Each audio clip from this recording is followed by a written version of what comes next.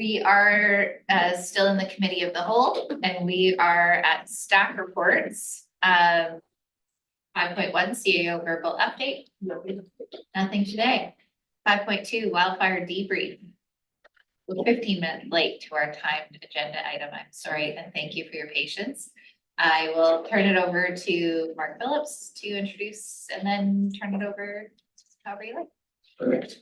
Awesome. I am Mark Phillips. I'm the Director of Protective Services with the Squamish-Lillooet Regional District. I just want to thank the board's time today. So part of, any learning organization is about reviewing past events and really looking at improving. I know for us, the environmental kind of indicators are suggesting that next year will be or could be challenging. And so I think really as looking at the future and looking about how ways that we can improve our response. And I think we've gone through the kind of after action review process for our ESC team, and the kind of ESC policy group, which is thanks to the board, is also a critical part of So today, we're lucky to have Chad Pawlik here today, who will be facilitating a debrief from the board. And with that, maybe I'll hand over to you, Chad. Awesome.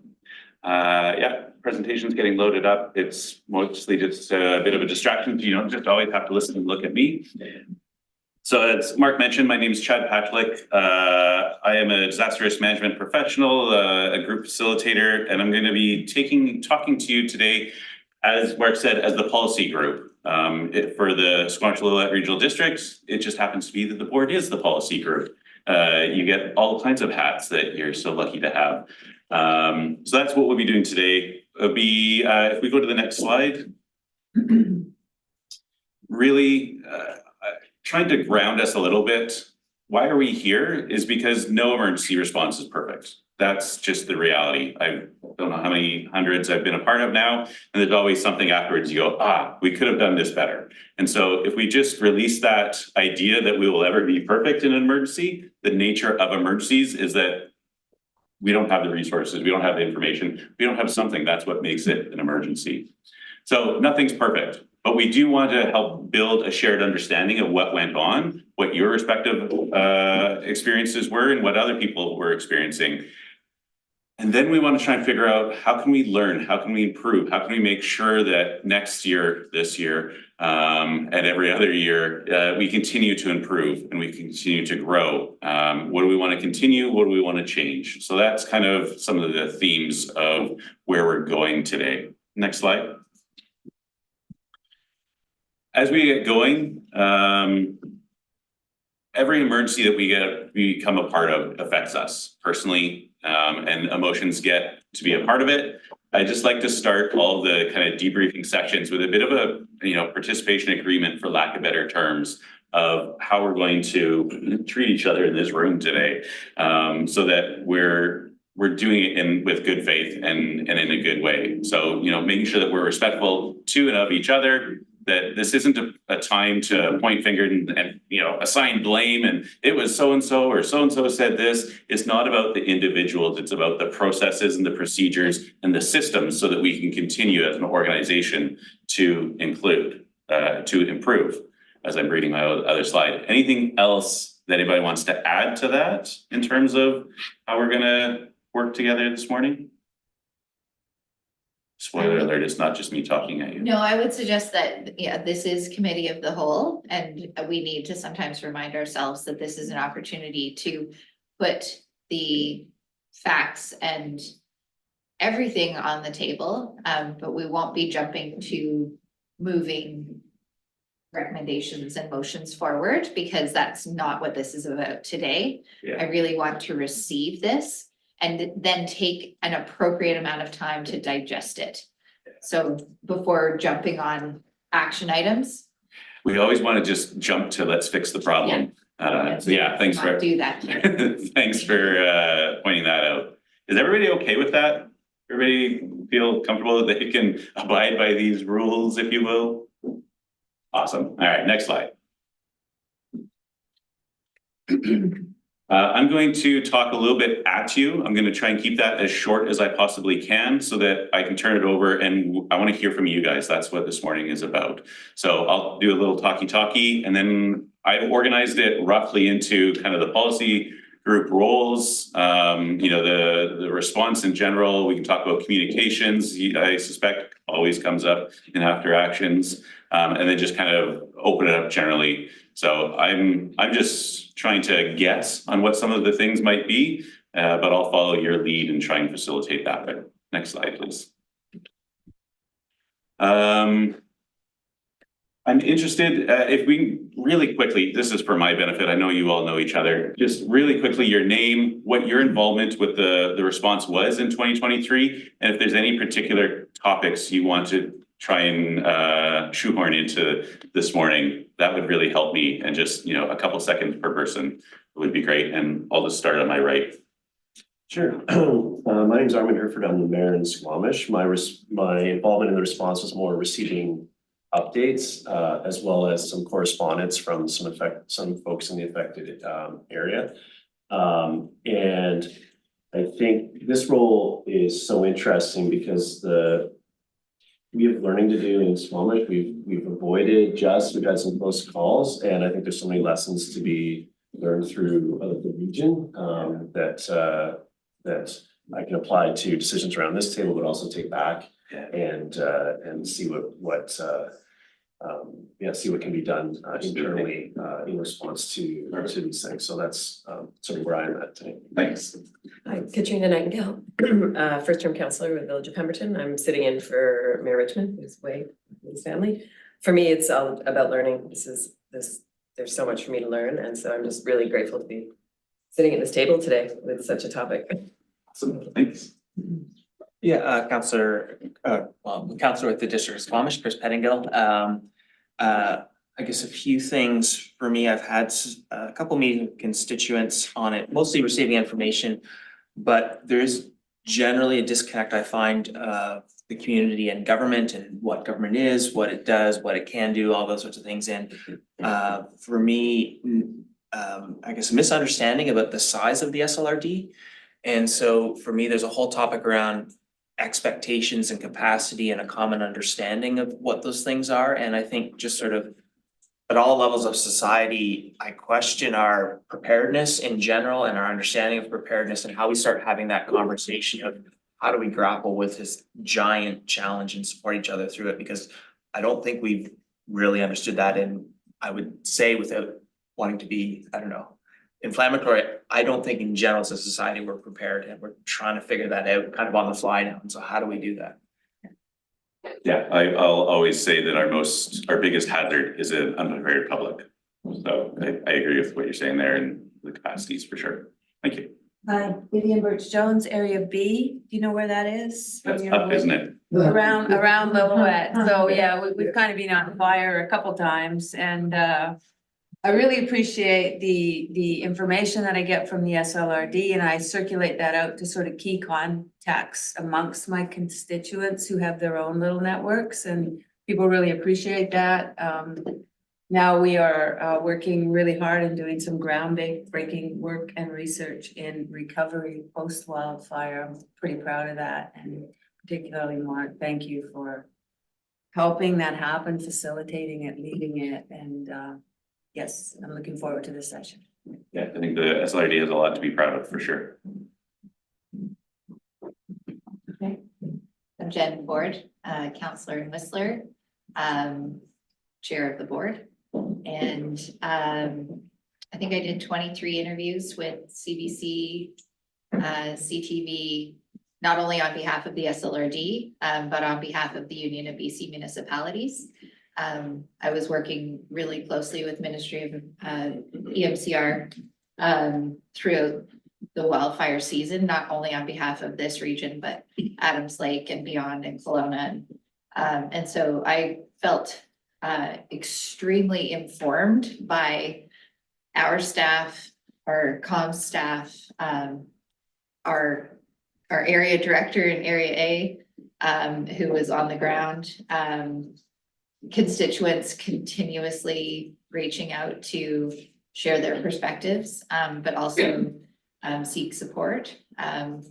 Our interim CAO who ran who was with us throughout the wildfire was incredibly informative. And so I was on receive and output for a long time.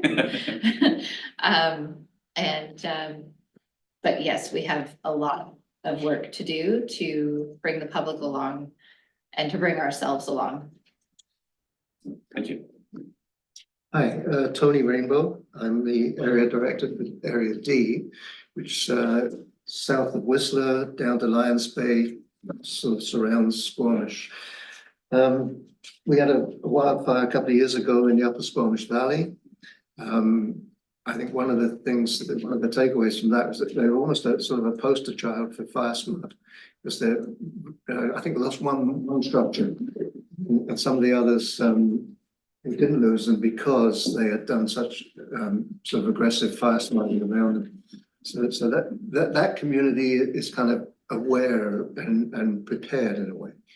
We had a fire last year, just a small one, just near Pinecrest, and that was knocked down pretty quickly by the local fire department using new equipment that we just bought them. You know, so that was great as well. I live in Ferry Creek, which is south of Squamish, Britannia Beach.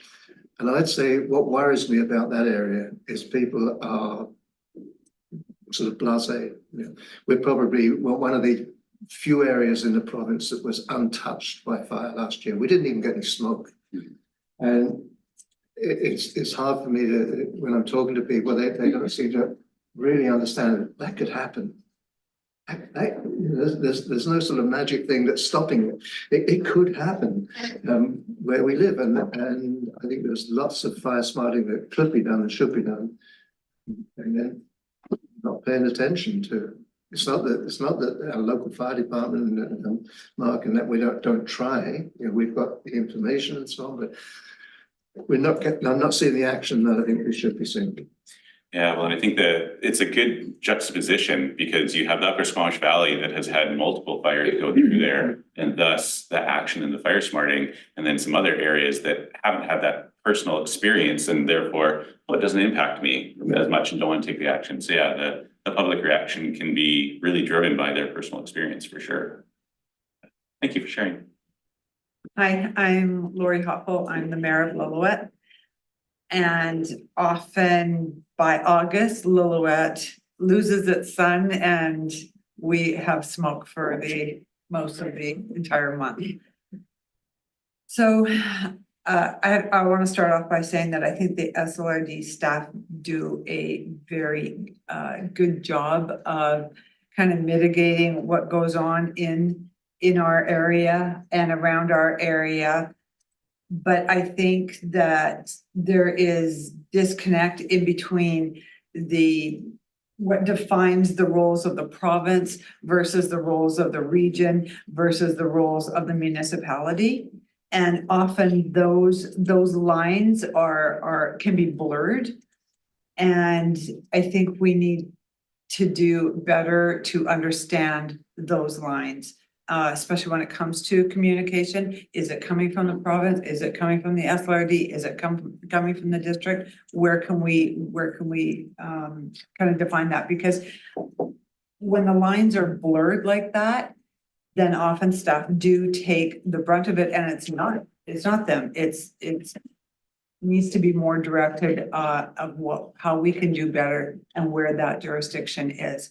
And I find the biggest question when there's a fire is why is the province not more proactive in putting a small fire out? Why do they wait until because we wouldn't let a campfire burn. Why would we let a lightning strike burn? And that is one of the biggest questions I hear all the time. And it comes from anger. It comes from that, so. Yeah, I mean, I think that communication piece is so key. And when people understand and are kind of brought into the loop, if you will, most people are quite reasonable and go, oh, okay, I understand, I get it now. But in those voids of information, people will fill it with whatever they can find. And they do. And they do, and naturally, and I would too. I mean, that's just, you want to fill the information, you want to understand what's going on. So yeah, how do we work together? And you know, as much as we're hearing about disasters, we still don't do it that often collectively. And so that muscle memory, how do we build the muscle memory and those systems so that we remember each time so that it doesn't take us that as long to ramp up again? Yeah, some good points in there. Thanks. Sal the Mayor, Upper Bridge River Valley Area A Director. Nothing went on last year, right? 40 days of, over 40 days evacuated. Yeah. And yeah, it was definitely a trying time for sure, and still is on the recovery side.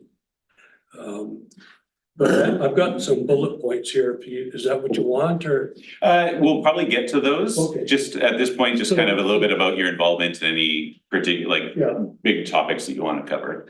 Yeah, on the first alert, I was on the ground every day. And until the first evacuation order came, and then we stayed in the valley until the whole valley was evacuated. And then we moved down towards Vancouver.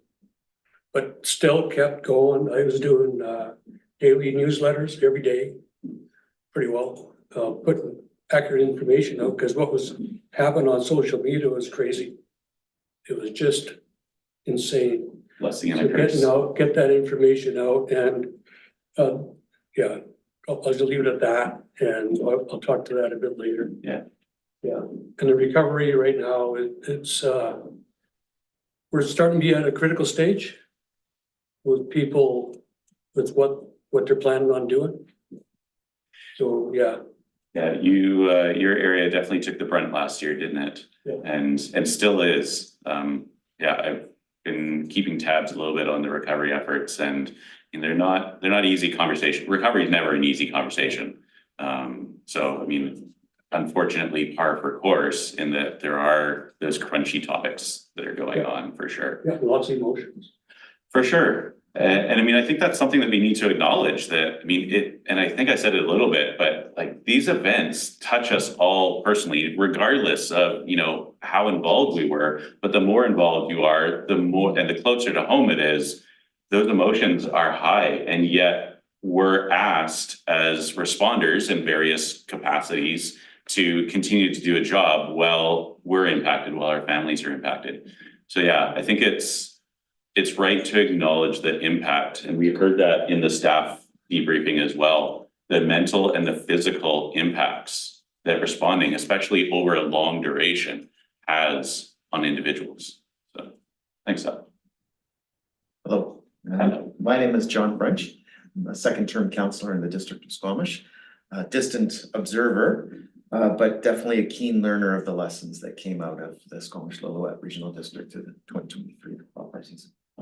Thank you. Russell Mack, the RAC director. I was in the fire service for 41 years, 18 as the fire chief here in Pembroke area. So I've been involved with lots of fires, and Mark and his crew do an amazing job. Worked with lots of different people. These guys are really good, so we're very fortunate. I would agree with you. Thank you. Hi, my name is Jack Crumpton. I'm the mayor of Whistler and director on this board. Was an observer and obviously an information receiver. Also, Whistler did participate on the edge with like an emergency operations center that was interesting to watch be implemented. I kind of share Director Hoppel's interests. I'd like to continue to drive for better coordination and collaboration between regional municipalities, the regional district, and really the province. We've had a number of presentations to us at council, and it's been interesting to hear about opportunities to really grow that collaboration, especially with the province. And then secondarily, I'm really interested in the role of the community and politicians in emergencies. I think there's a lot of opportunity for us to improve. And I think I'm mulling in my brain this concept that our emergency operations center do a very good job of practicing and preparing. And we do it in a way that is sort of idealized, and the ideal politician, me, signs the order and then sort of goes on with their day. And I need the practice for how I am going to interact with that emergency operations center when it's on, because the pressure on politicians from the community at that point to, you know, make specific change now is not something you can reproduce as you practice this thing. And so I'm really interested in our role in ensuring that these are as effective as they can possibly be. So coordination, collaboration, and then how to do our role well and how to practice our role well. Yeah, absolutely. Some great points that came up around the room. The last one that I'll grab onto, thank you for somebody bringing it up, and I didn't have to say it, the training and the exercise component of this, building that muscle memory so that when there's those additional constraints that we can't really replicate in an exercise, you've already got the muscle memory over here. Okay, like they're gonna come to me, you know what to expect, so that you're not trying to learn that and remember what you're doing. You've got that muscle memory, you can do your job and then take on all of that mountain of extra pressures that will inevitably come at you. So yeah, and then understanding what is the role of an elected official and the policy group in an emergency versus what the emergency operations center is doing. Yeah. Awesome. Thank you all for that. That has helped set a little bit of context for me. Can we go to the next slide, please? So I'll provide a little bit, I'm gonna go really fast on this. I think there's one, maybe two slides, and provide a little bit of context just to reopen some of those wounds. Next slide. This, I'm not expecting you to be able to necessarily read all the details in here. The columns, the rows going across are the different fires that happened. And the colors represent basically the evacuation alerts and orders. I will admit, I was trying to go through some of the documentation. I may have got some of the dates wrong, so it's not meant to be exact and literal. But what it shows is you guys had a lot going on. It was a busy summer. There's no denying that. Right from July 6th or 8th, I see there, and I think the EOC shut down on the 26th of September. But that doesn't mean that the work stopped, as you all know. So very long, I think this was the longest activation, the largest activation, and the most structures lost of any event. I'm looking at Mark, he's nodding his head, I haven't lied yet. So, there is a lot to take in for this event, is basically the grounding that I'm starting with. Next slide, please. Just one more slide forward. Just if it helps you guys, I find this helps me frame when I'm trying to reflect of how to present my ideas. So starting with what is it? What happened that you want to bring up?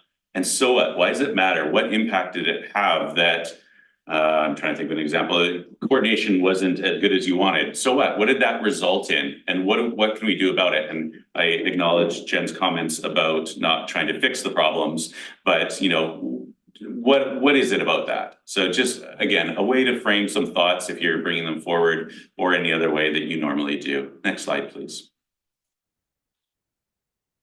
Before we get into it, I also just recognize whenever we're talking about an emergency, there is always an element of luck in it. The wind changed directions either for the better or the worse. We got rain, whatever it is, it happened during the day, not the night. There will always be an aspect of luck. And we need to recognize that. And, in many years, we've done pretty well. I was talking to a wildfire expert last week who's really concerned that up until now, BC hasn't had a fire that has really entrapped a large population like we've seen in the United States, in Australia, and in all these places. But that doesn't mean that it can't happen here. It just means that we've been lucky and we've been proactive in some of these alerts and orders that go out so that we have the time to do it, and we need to continuing to do that, but there is an aspect of luck in these events as well. Next slide, please. I'm gonna skip this. It was just a way of framing. I think we're already there, so we'll go to the next slide. So enough of me talky. What I'd like to start with is just a little bit about your roles. As I say that, I realize I have a little bit more talking to do to frame the roles, just to get everybody on the same page. So in the SLRD, like pretty much every other local authority in the province, the policy group has a number of identified roles. First, maintain your own situational awareness. And what I mean by that is just understanding what's going on, why you care about that information, and what could happen in the future. So, and that's a constant process, as we all know, trying to keep up with what is the latest information, what's accurate, what's being said on social media, but may or may not be true. So keeping up your own situational awareness. I heard it a number of times going around the table. The emergency program, the EOC does a really good job at putting information out. So your job in that sense is a lot easier. So maintaining your situational awareness. Media spokesperson, and Jen, you spoke to this. I think the chair is officially designated as the media spokesperson. Lucky you. And then, if you get hit by the lottery the night before, there'll be an alternate identified, I'm assuming, for yourself. So that's second role for the policy group and or the chair. Third is really similar to your role on an everyday basis. It's that policy interpretation or developing new policies. How do we, what are the big questions that the EOC may come to you? It's similar to a staff report that comes to the board for decision on an everyday basis. It just happens to be during an emergency. That I'd say is probably one of the biggest roles for the policy group, is those interpretation pieces. I've got the plan, there's a little bit more wording, but that's essentially it, trying to make the bigger, large piece decisions. The last piece that I'll say with a bit of a caveat is you're also a bit of a and I heard of this from a few of the directors, especially, that you're the conduit of information into and out of the community. And the caveats that I'll say with this is, in everything that we're doing, we need to make sure that any information that's coming from the SLRD, and by extension yourselves as representatives in the face of the district, is verified information. Because as you said, Sal, the information that's out there and you're trying to chase down rumors and all that kind of stuff, we need to make sure, it's more important to be accurate than timely. And I know that's hard to say, but when people see information from the SLRD, they need to know, yes, I know that I can trust that information. So there's value in that. The other piece, and I have no idea if this applies to this event, but what I've seen in other events is elected officials, yourselves, with the greatest and biggest of hearts, are interacting with the community and sometimes inadvertently commit to actions. And like I say, this isn't directed at anybody in this room because I have no idea if it happened. I'm just bringing it up as a generalization that I've seen in other organizations. And it isn't a malicious, it is out of genuine goodwill. But there are systems in place right from the ground and those, trying to fight the fire, to the EOC, to the policy group, to the province, to all of these organizations. And we need to work together and not against each other. So it's a really, I think the role of elected official is probably, I can only imagine because I'm not one, very difficult in an emergency, because you are that person that everybody's coming to and you're catching it all and you're hearing it all and you want to solve the problems. And we want to be able to provide solutions, but that isn't necessarily the right time and the place. And I say that acknowledging that that is a difficult position to be in. I mean, I relate it to working in an emergency operations center, and I want to solve all the problems that I see on the ground. And I have to constantly ask myself, is this my problem to solve? And am I creating problems for somebody else in the response system? So I'm getting off topic a little bit, but it is a difficult role, and I just want to acknowledge that. Yeah. I just wanted to pick up on that, but apply it to what I think I heard during the policy piece, because you mentioned about the policy group and the, you know, the role of interpreting policy, and my understanding though is that activity happens at a table like this now at these times. That's not during the emergency, sort of overseeing the operations center, interpreting policy in the actual event. It's sort of here where we take a step back, and that's where we are active and when. Is that? I would say both, actually, again, with caveats, because I'm full of caveats today. So ideally, yes, in a table like this, when we're not stressed and not faced with an emergency, we can make all the decisions. But we know that there's gonna be stuff that comes up that we either didn't anticipate or went left or whatever that is. So there may be times where the Emergency Operations Center comes to the policy group and says, hey, we've got this decision to go left or right, and we need your assistance in making that decision. And in that sense, they will, my assumption is that they will come with, here's some information, we'll arm you with all of the info we have. It probably won't be all the information you want, but they'll give you everything that they have to be able to make that decision. I mean, one of the examples that I often use is in the interior. And, you know, some of the fires, I'll use 2023, but it's happened since then, I think, of, you know, the fires are starting to come into West Kelowna. And we can demolish X number of houses and probably stop the fire from taking out the rest of the community or not. The EOC will look to the policy group to say, which way should we go? So you often get saddled with the really chunky questions, as you always do as the board. Does that clarify? Does that make sense?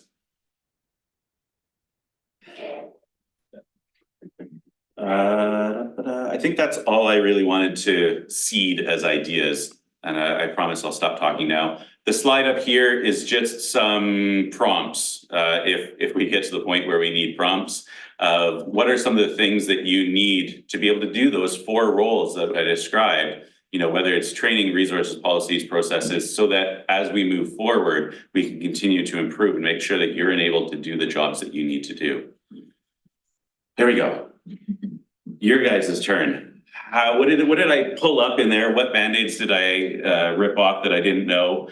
And what were your experiences? So I turn it over to you to, I'll try and manage the conversations, but it's up to you now. What do you want to say? I'll go first. All right, Sal. I'll just do one of them. I will let everybody else speak. One of the issues that we had was the staff hadn't really been up to our area. And you know, maybe one member, but they didn't know because of the turnover that we've had in the last little while. And the new employees in EOC. So they hadn't been up there. They didn't understand the situation and the landscape, the actual landscape. What it means to drive along that road, what the hurling actually looks Just like. everything about our area. And you know, when you look at the training before and after, that is critical. That the EOC staff and even the board, because eventually we got later on in the fall, after the you know, things settled down, we did a tour with first the EOC staff and then with the board of our area. Yeah. Specifically just in that fire area. And yeah, but we got other areas in that valley too, that they also need to see. Yeah, that came up in the staff debriefing as well, that local knowledge is so important. And I mean, I think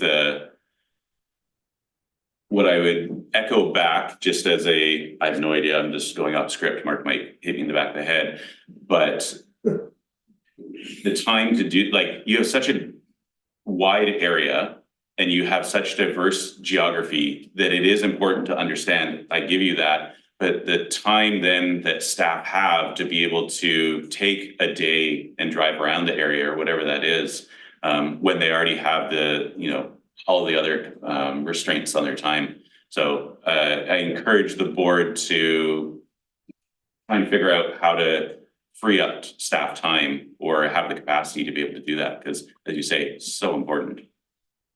Awesome. Anybody else want to jump in? Go ahead, Aaron. Oh, thank you. I was thinking to support that, what I'm not aware of what background documentation there is around, oh, there's a fire in this, or there's an emergency. It could be, we know that fire's catalyst for this, but we have flooding or whatever, this area. And, you know, the protocol goes into place. Like what, is there anything that, or best practices for developing like that knowledge? There's getting the people to physically be there, but given the area that we have to cover, I think it's an excellent point. And new staff could spend, you know, a year journeying around, or more and not know the communities to the level that our residents do and elected officials do. So like, how is that in that spirit of sort of training and being ready, pieces come to sort of shorten that up so that they can be as effective as possible in all those spaces? Yeah, and I mean, there's a few ideas that got bounced around at the staff debriefing as well. But you know, the ideal, as you say, is physically see it with your own eyes. But are there other mapping products that we can put together to say, oh, here's some things to think about. Can you do, I don't know, a drone flyover that you can watch? Like there was lots of ideas that were brought up. And I think that's the task now of the emergency program, to try and figure out what are those tools. But I don't, at the top of my head, I don't have like a best practice for a district like you guys have. The reason I was thinking of this was the good work we heard about from Whistler I think it was last meeting around the different neighborhoods. And if there's an event here are the details about like, there's something kind of ready for that. I know that. So I thought that felt like really good work in Whistler. If I'm understanding it correctly, I haven't actually seen it, so as it was sold to me by Mayor Crompton. No, it's neighborhood sheets that instead of preparing them at the time, they've got Alpine ready to go. It's mapped, it's numbers of people in homes and all of that. That you can just sit down, look at and utilize. Yeah, awesome. I'm gonna go to Viv. I've got you on the list. I know that there's many things on your list. And I've got Russell. Go ahead, Viv. Thank you, and I echo what Director Demare said about staff knowing our areas, because B is just an octopus all around Lillooet. And I mean, we've got different ecosystems. It's dramatically different from, including in climate, from the southern part of the SLRD. So that would be good, but also sort of thinking back, because we had fires in B early in my term, and we had Sarah Morgan, we had Kristen, and we had Melanie, as I recall, just working around the clock. And I mean, thank you. But also, you know, we've lost 2 of the 3. I see we've got Mark seems to be developing more backup, and there needs to be that, you know, you need to be about 3 deep if you're gonna be trying to work long hours and through weekends and so forth. Same number that staff said is trying to get to 3 deep. Yep, so I just would really support that. Thanks. Back to Sal, then Russell. Yeah, just back to that other conversation about touring the area and stuff like that with the community emergency plans that are probably stalled right now, but you know, they need to continue on. And that mapping program we talked about, it could be done if it's all done, and they can actually do it in 3D also. I think that would work also. I remember vividly one night around 11 o'clock at night, it was for the first fire. It was me and Mark and the incident commander. I was trying to explain to them where the fire was, that we need to get going on an evacuation order. And they were on a map, and I was trying to tell them where, you know, what Mount Penrose looked like and where that road was that the fire was down to, and I was looking at it. You know, and yeah, but I think if we have like a 3D map, you know, where you can put the 3D on and scroll around, and all the points that we talked about having on that map, all the various layers you can bring on. And if we had that for all our areas, I know it's into the detail, but it's important. So, thanks. I have Russell, then I have Jack. I do just wanna, we could be here all day, and we don't have time for all day. We would love to be here with you all. So I just would like to, just to put that in everybody's mind. Russell? So one thing we need to do province-wide is change the province wildfires mentality of not attacking these fires immediately and putting them out or trying to. But this idea, I met with the previous premier and the forest minister at the airport when we had Boulder Creek fire up the valley. And Thompson was his name at the time. And I was explaining to him, like, I was always taught that you try to keep the fire to the area or room of origin, like with structure fires. It's no different than if you get a lightning strike on top of the mountain, keep it to the area of origin. Because once it spreads beyond that area of origin, the only thing that will put it out is Mother Nature. And that may not happen for quite some time. And he said to me, oh, but Russell, we don't fight fires anymore. We manage them. And my question to him was, how do you manage a fire? You don't. Once it gets to a certain size, it's on its own, creates its own weather system, all that stuff. And you may be able to protect structures, some. Look at how many we lost in the province. So we've had fires here, the Boulder Creek fire up the valley, the Yellow fire, the fires along Anderson Lake 3 times. They all started out as lightning strikes. They were called in immediately. And if they had to put the resources on them, they could have dealt with those fires and they could have put them out. And in the end, you would save a huge amount of money, a huge amount of resources, putting firefighters in dangerous positions. So somehow somebody's got to get these people to go back to the way they used to do it. They get, usually the logging companies would have the fire out before it even got anywhere. But they've gone away from that, and it's just not a good situation. They're burning half the country down. Yeah, and I know this is a debate that is very active of, you know, how much do we let burn so that we're controlling the fuel loads versus, you know, putting it out so that we're limiting damages. And you, as you know, with your background, have much more knowledge about that than I do. I don't think we could, I mean, we can bring that forward to the province, but I don't know that, I mean, within the purview of the policy group's role, it's, as you say, bring it forward. And, you know, we unfortunately are at the mercy of their response. In this case, they are the responsible party. And how do we work with them? And the humility to respect and give them the space to be within the role that they are assigned is super important.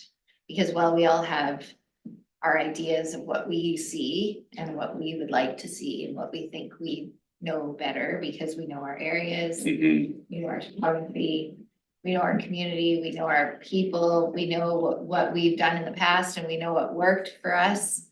But there is a healthy dose of teamwork that's needed in this space, and it's not easy, especially when you're on edge because you've been evacuated or your neighbors have been evacuated, or it's a very difficult space to be a citizen and a policy driver at the same time. And to not try and jump in and roll up your sleeves and say, I'm gonna go knock on all the doors and tell them all to get out. Or I'm gonna knock on all the doors and tell them to stay. Like that is a really difficult place. Yeah. And I'm not asking for, you know, change. I think we all have to imagine that we don't know what we're talking about and act from that place. Yeah, we have our areas of influence and the knowledge that you all bring to the system and how to integrate that in so that other roles can act appropriately. That's a good point. I'm gonna go to Jack then Tony.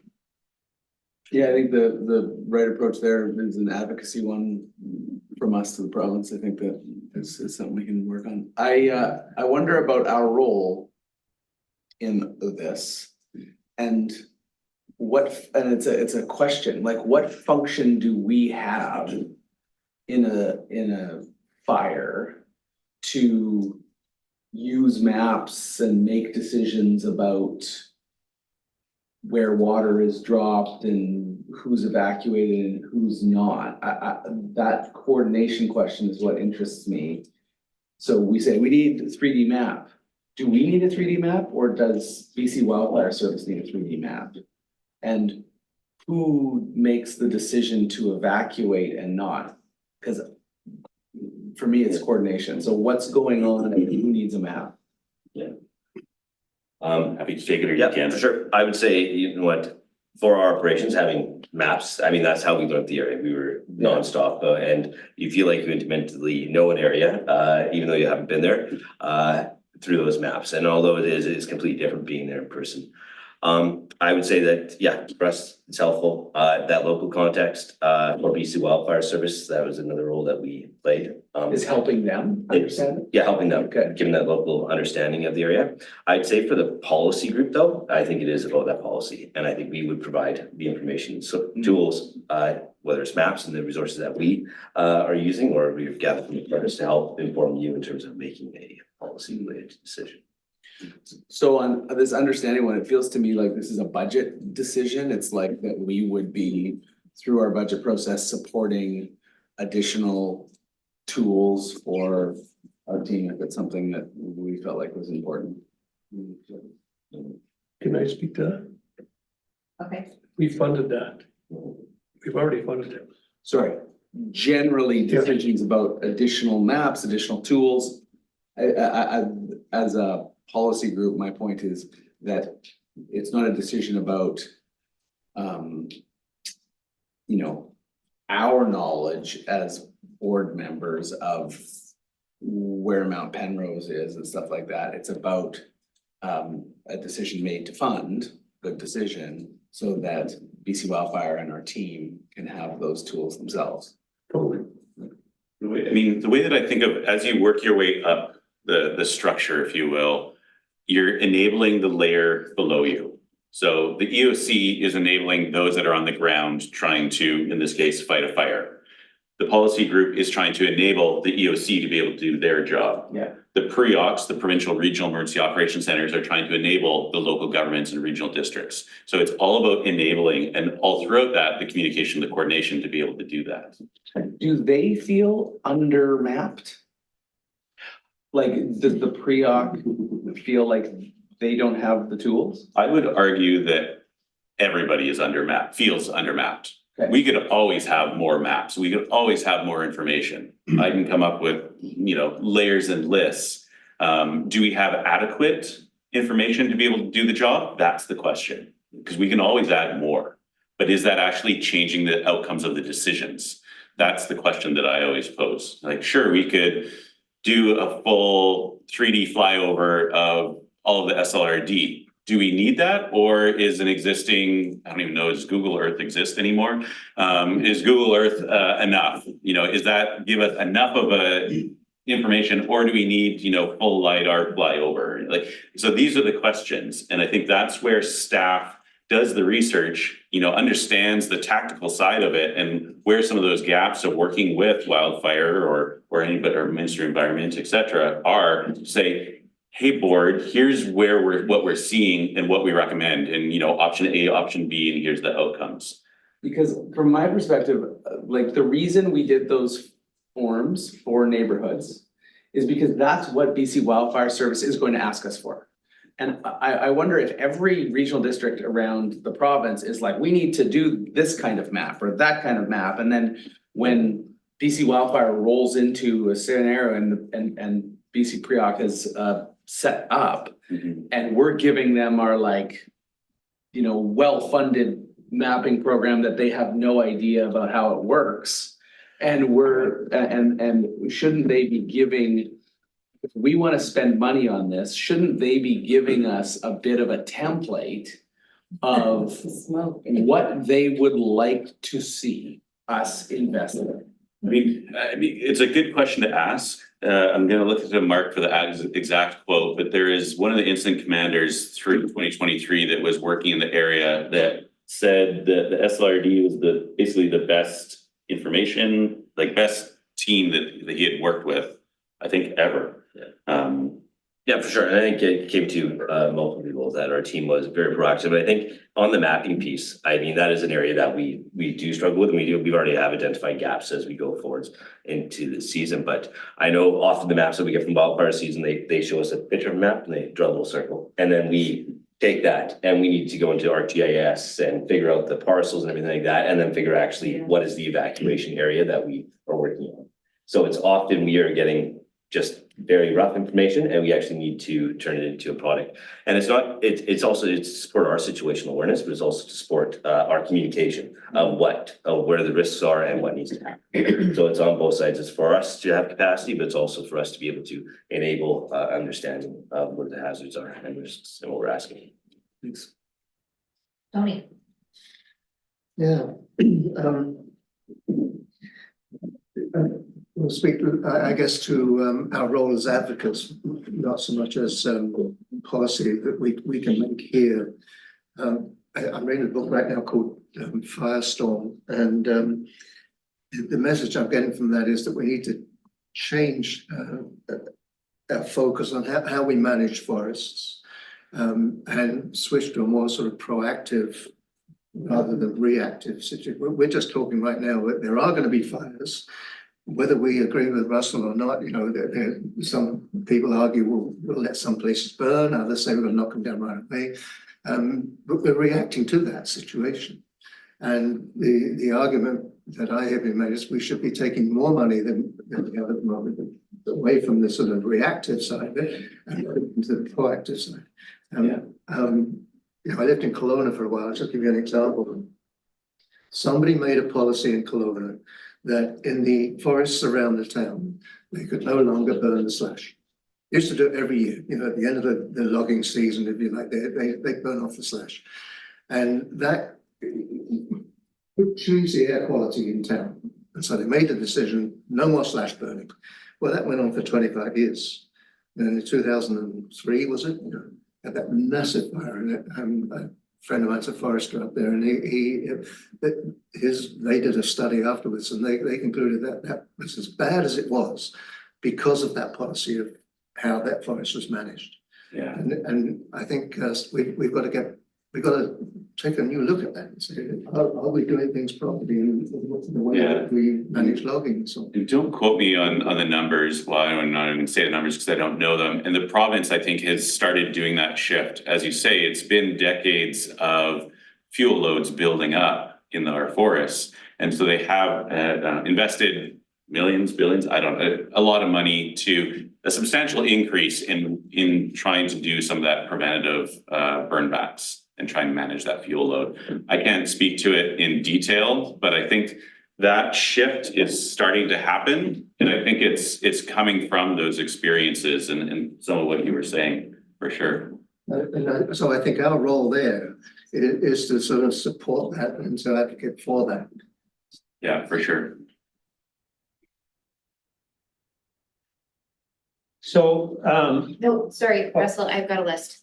Viv, then Lori, then Russell, then Sal, and we do have all of yesterday's agenda to get through. Okay. Yeah, I'm reading fire weather and I actually can't read it. So my husband's reading it and he's reading me helpful excerpts, which is just, and I realized like we just saw some smoke there and I see Jen sit up and I'm like, what is it? Like you do get somewhat traumatized by these fire events. Absolutely. And also seeing that it's really changing with the changing climate, you know, when I heard that Shuswap fire moved, 7 kilometers in an hour. Cyclone that you had, like, it's that we can't, the cultural burning that's going on is absolutely fantastic. We can support that more, and the fire smarting that we're doing, also fantastic, and our staff are doing a really good job with it. We could do more of it and we could start earlier. That would be great.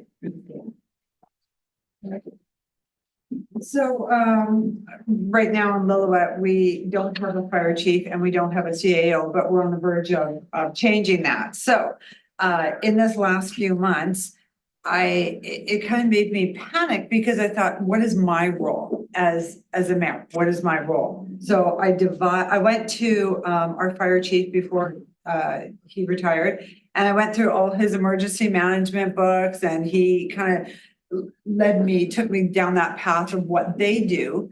And I took some of their papers and paraphernalia that I would use. So, and what I'm doing is I'm devising a very thin binder.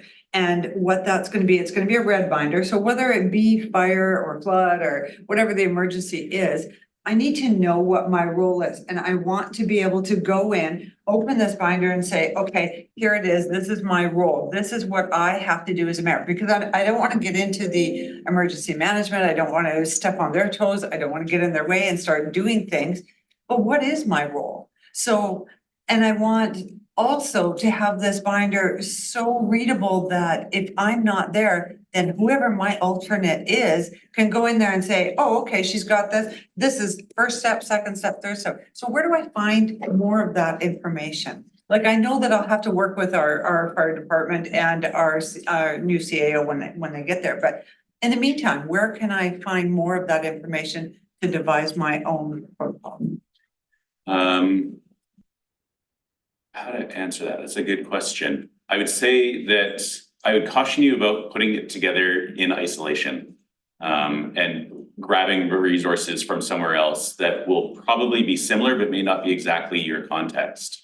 And so, you know, for yourself, you know, when you have that CAO and fire chief in place, I think that's a great priority to start with. And I think that's a very clear direction of like, how do I keep my blinders on to what my role is? Yes. I mean, the other thing that I like to say is stress makes you stupid.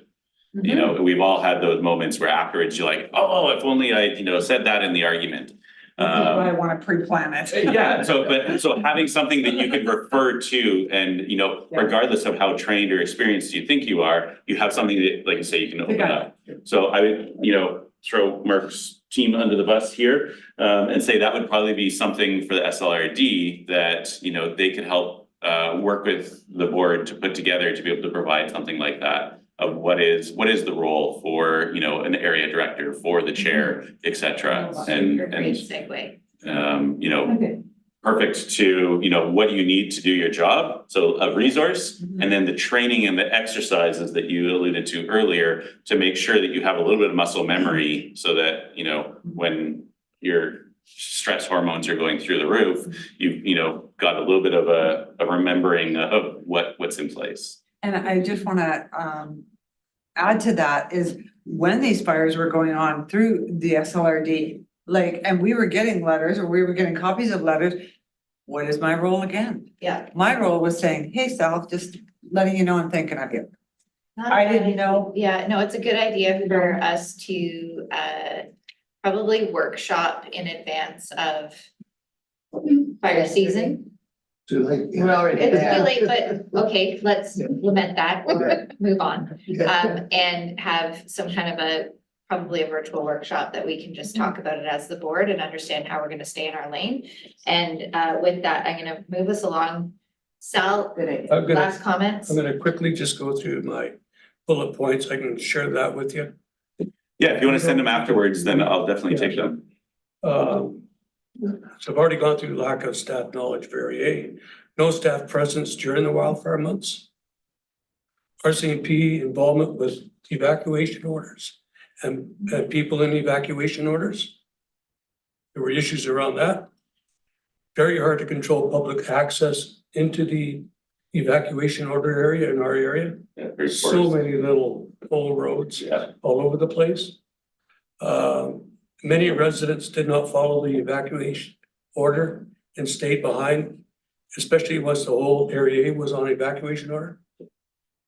That caused issues. Local fire services stayed behind and eventually were taken on by BC Wildfire. I've got communications from both the SLRD and the BC Wildfire. It was not very good at the very beginning. And that caused a lot of the social media posts.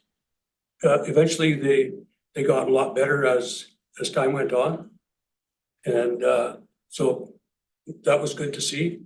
And then we got the recovery issues that we've got ongoing.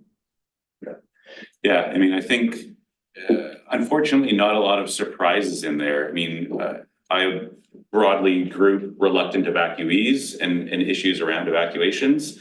And that is not something that is isolated to Area A by any means. And it's something that I think as an industry and as government, we need to wrap our heads around a little bit more. And I think in part, it's education to the public to understand why.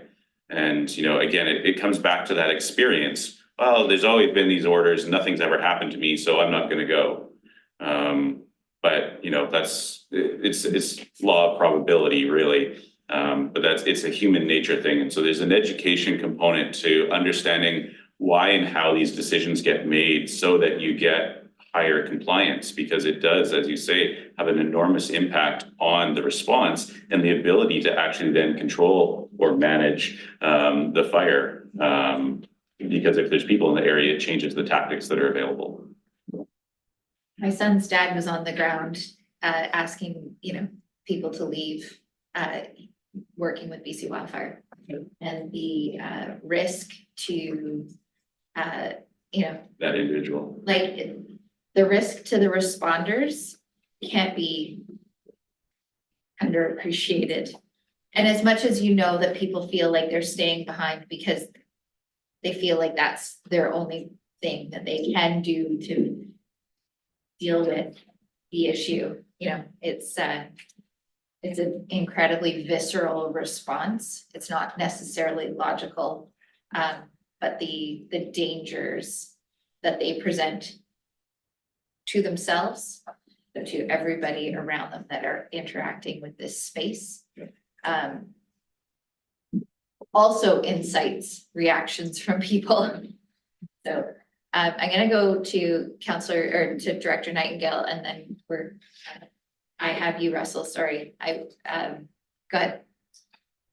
Go ahead. Okay, I'll be really fast. And what I'm really curious about, just in hearing about the spirit of collaboration and cooperation that's required, and it's something that has come up on the board of the community forest lot, is the role of local knowledge keepers in our communities who know the land, to your point, who know the land, they know as best they can the weather patterns and the systems, even though things are changing, and what their role can be in being proactive as we move through this, because there's people who've lived here for a very, very, very long time and know the lands. And and if this has been talked about, I apologize, but I'm wondering if their knowledge and understanding of where we live has been utilized to the best of our ability.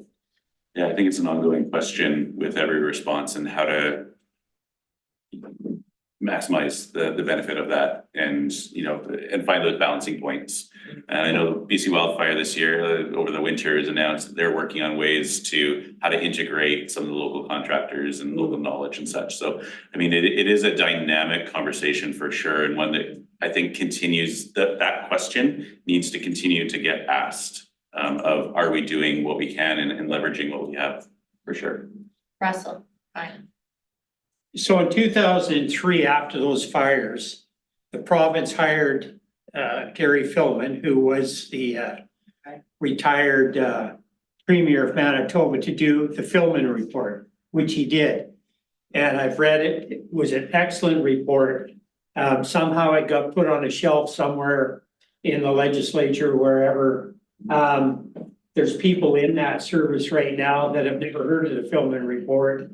They need to dust it off and make everybody read it, because it's relevant then as it is today. And actually, they need to, if all that money that could be saved, putting the fires out immediately, could then be done with prescribed burns and all that stuff, then you could eliminate all that fuels, get rid of that stuff, and do it on a province-wide, like mowing your lawn. It's a managed thing, right? I worked with a gentleman up in the Hillmore 20 years ago. We did all this stuff in the back here. And it was it depended on the manager of the area for forest if they were into prescribed burn. So one guy we had was really into it. We did a lot of work up in the Darcy area. I was all fine. Once he left, the next guy came in and said, nope, no money for that. We're spending money on something else. So the province needs to direct all those forest managers to say, this is the money you have, and this is how much or how many acres you need to prescribe burn every year. Keep those people working all the time, like all the forestry guys, and you save money big time over the end. The other thing, you burn all this land off, all the wildlife habitat is gone, and you'll burn off enough lumber for generations. It just makes no sense whatsoever. Yeah. So back to the Philman report. Yeah, Yeah, and you're right. I think, Philman report is one, there's been Numerous ones. lots of reports, Yeah. at the provincial level, at various local, regional, First Nations, have put out some really great reports from 2023, 2019, 2018, both fires and floods. So I think, hearing what you're saying about capturing what are those experiences, not just what happens in the SLRD, but provincially and in other local authorities, so that we can put that best knowledge into place and to work. So yeah, thanks for bringing that up. Okay, Armand? We'll be Less brief. than 1 Thank you. minute. Thank you, Chair. I just wanted to mention that I was at the the Local Government Leadership Academy session, and Director DeBear was there as well. But there was a presentation from Chief Brolin and Mayor Milsom from West Kelowna, debriefing their experience and really got into the roles of the response. I appreciate the discussion we were having going into like some preventative pieces around forest policy, but I thought it was really, really interesting. One of the takeaways for me from that in my role as mayor was that keeping the council informed, there wasn't a mechanism in their planning for that. So that fell to the mayor or the chair in this case, and was an extra load for that person while doing all the media and EOC interactions and all that. So they've made the adjustment to have in his system, the acting mayor be the co-chair, vice chair, be the conduit for the group or the council or the board. And this is something practice that I've taken away and I'm integrating in my other role in Squamish, but I think is an interesting one. And in general, are we getting everything that we can? Are we supporting each other and as much as possible through it? In this response, my response was, my heart goes out, I can stand in the way, let the EOC do their thing. But if there are ways that we can help, I feel like that councils and boards can be better leveraged in the response in the appropriate way, of course. I found that discussion, if anyone has a chance to see them speak at anything, I know they go around and I know they're on a tour about this, but it's really, really important. And I think there's some very good we're all gonna take away different little nuggets from all of these conversations, but I think that one is really good and was quite focused on response, lessons learned, roles, and I think it's really, really important work. So thank you. Yeah, that's my plug. That's a plug for them, but there's something. Thank you, and I think we'll have that conversation when we talk about role clarity and operations and EOC roles, and there's some decision-making trees that would benefit all of us to understanding, how this information gets used to this highest and best use, and then allow our staff to do what they need to do. Yeah, appreciate Thank you your very time much. today. Yes. I've taken some great things and not surprised about the level of engagement and desire to remain engaged around this table. So lots of great stuff that I've got captured. Thank you for your time. You can reach out through Mark to send a list, and if anybody has ideas, I'll sacrifice my inbox for the next week or so as I'm writing to provide more information. Awesome. Thank you so Via much. Mark. Thank you. Thank you. Great. I think that's it on 5.2. Looking to vary the agenda to remove these items and consider them, or just make a motion to consider. Okay, so we are going to defer 5.3 and 5.4. Okay. Okay, so 5.3, a motion to defer, doesn't get a debate or discussion, moved by Director Birchstone, seconded by Director Rainbow. All in favor, any opposed, motion carries. And 5.4, the report was in our package. Could I have someone please move receipt? So moved by Director Birchstone, seconded by Director French. And anything burning? No, I'll call a question, all in favor, any opposed, motion carries. And 5.5, we're going to do now, yeah? Yeah, let's take a 5-minute, stretch and come back in 5 minutes, please.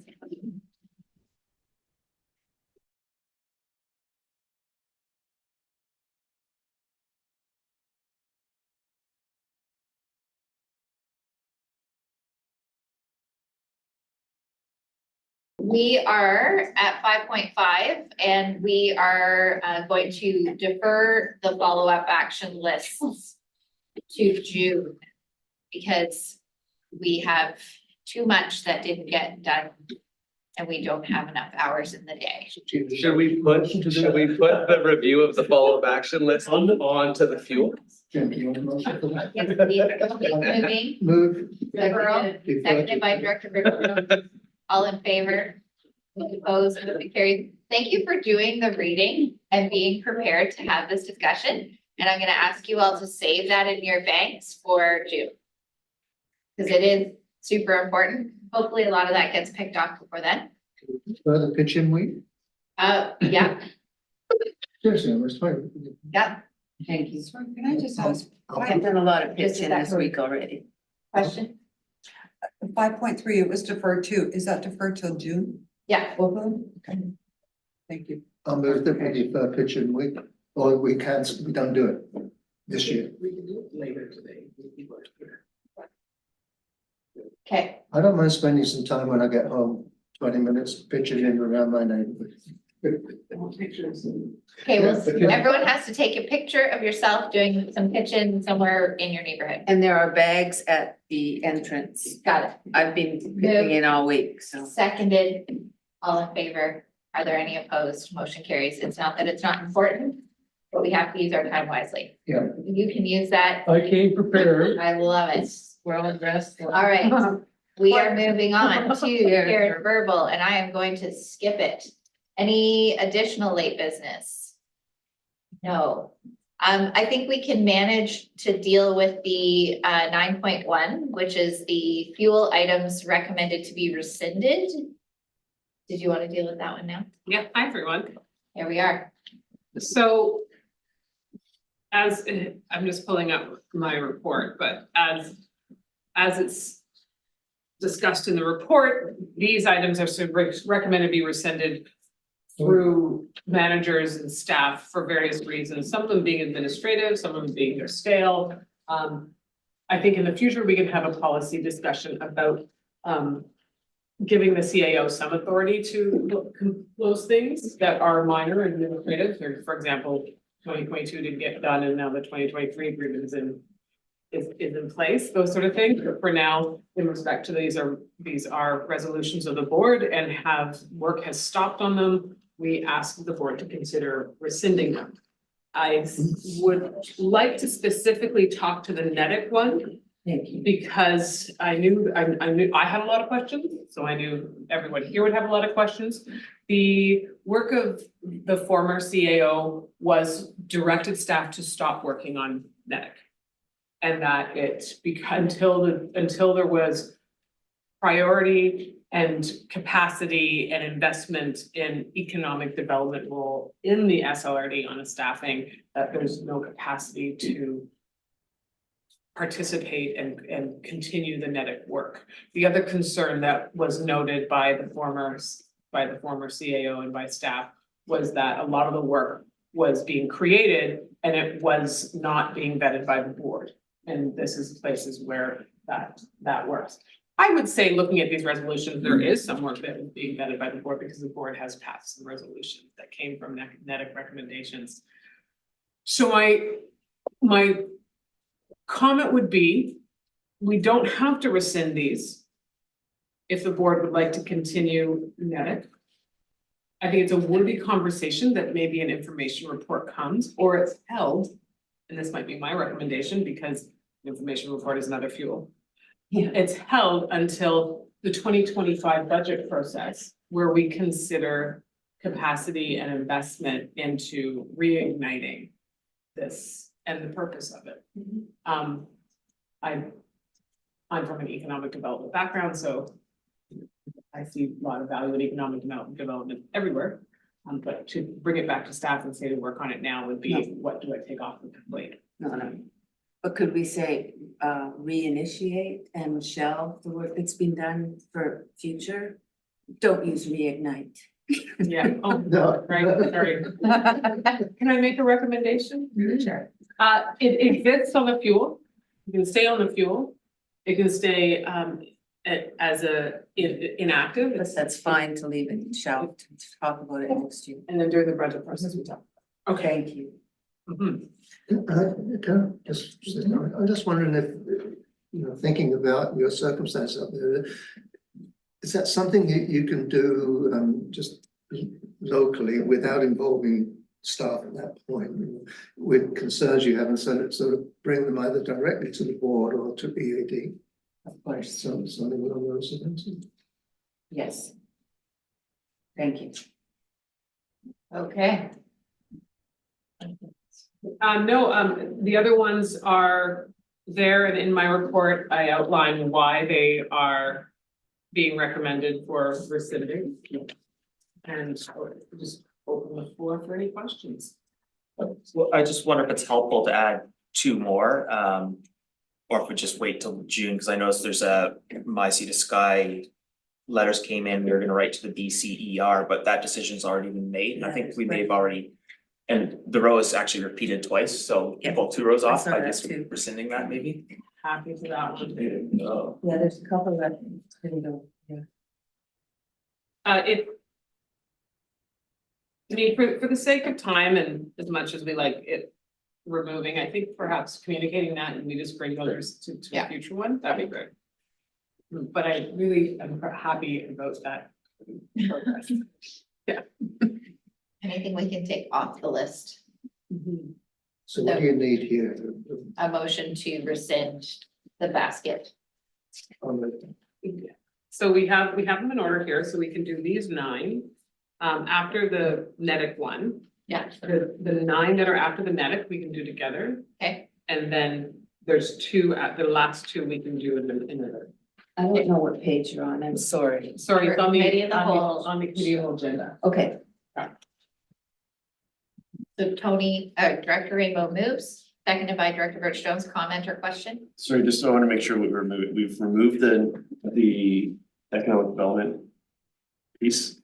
Do we need to formally refer that to a budget process or something, or that's just fuel that living on that list is fine? We're gonna talk about it in June. Okay, yeah, that's, okay, I just want to make sure I knew what we were removing. Thank you. Fine.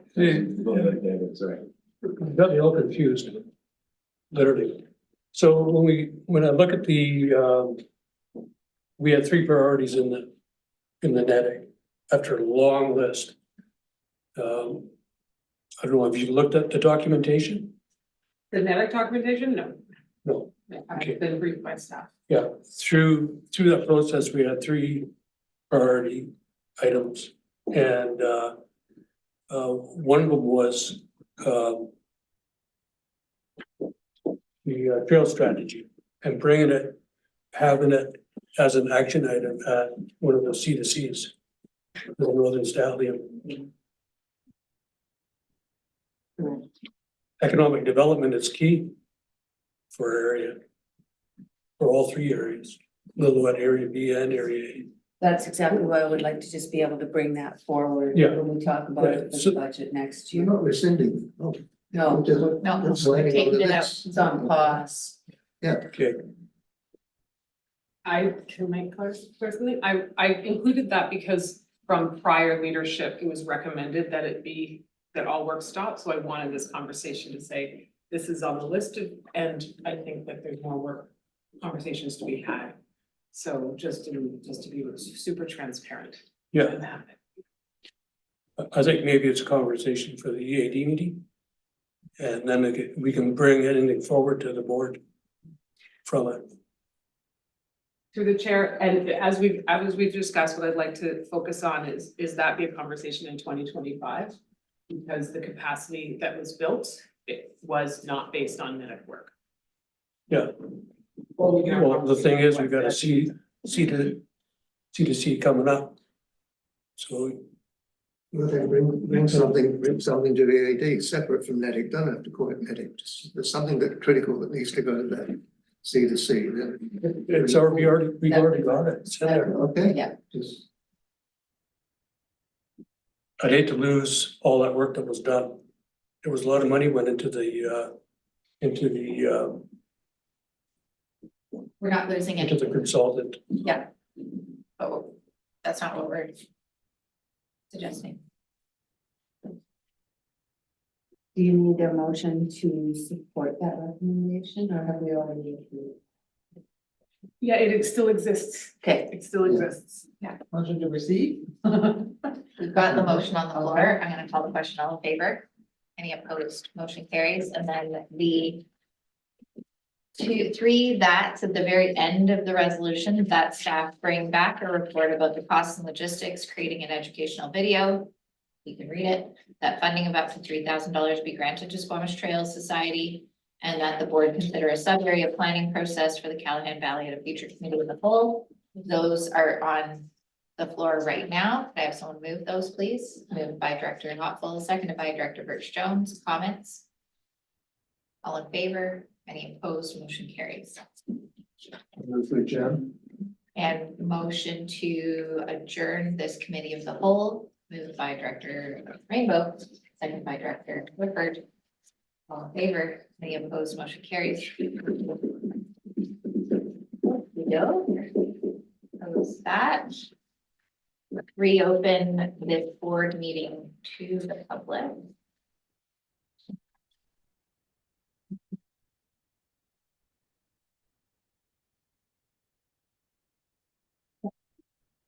.1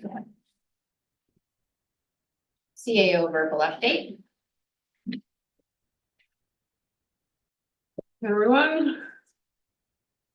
Just a quick verbal update and we'll go into the detail. I want to remind everyone about the Newfoundland Wall meeting that's happening at the end of May. And there's a backup date of June 7th. You will get an email with that information.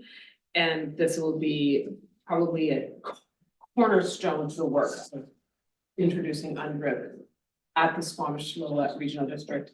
And it is an important moment in learning about the United Nations Declaration of the Rights of Indigenous People, and that in 2016, the SLRD declared themselves a district of reconciliation to work towards being that, and this is the work towards being that.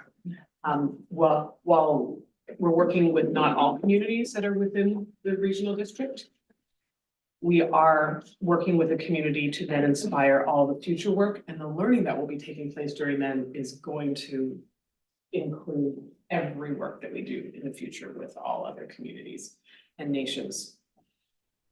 So a reminder of that one, and you'll get an email of that. I just want to give a quick update about North Anderson Lake Park Service. Yay. Can I ask a question about Newfoundland 12? We had a lot of, like, we have a long history of doing Newfoundland 12, and I'm wondering, because it's been a while, whether or not there'll be any sort of circulation of that work, because I think it's, unless that's not helpful, that work for me feels like it's important to capture and remind ourselves of. If it's very challenging to accomplish, I completely understand. There will be some suggested readings prior to attending. And there is also, I encourage everyone going to the Lower Mainland conference, I think it's next week, isn't it? Please go to the reconciliation, Truth and Reconciliation panel that will be there. There's a lot of information to learn at that moment. And then the New Control Committee has worked with the Village of Pemberton to have a committee of the whole presentation about UNDRIP by the province. And that will also be in the SLRD is. And you will, this is organized through the Intergovernmental Committee of New Control. And so you will have a link to ask questions and participate openly in that committee of the whole. That was really helpful to see that. Thank you. Thank you for asking. For clarity's sake, New Quad 12, all board members aren't expected to be there because it's a small group by design. We're not all invited, am I right? The gathering, yes. So the small Yeah. committee meetings with the gathering at the end of May, yes, everyone Okay. is invited. Great. And I encourage your participation. I do recognize that it's going to be a long 3 days because we have an offsite prior to that. Yeah.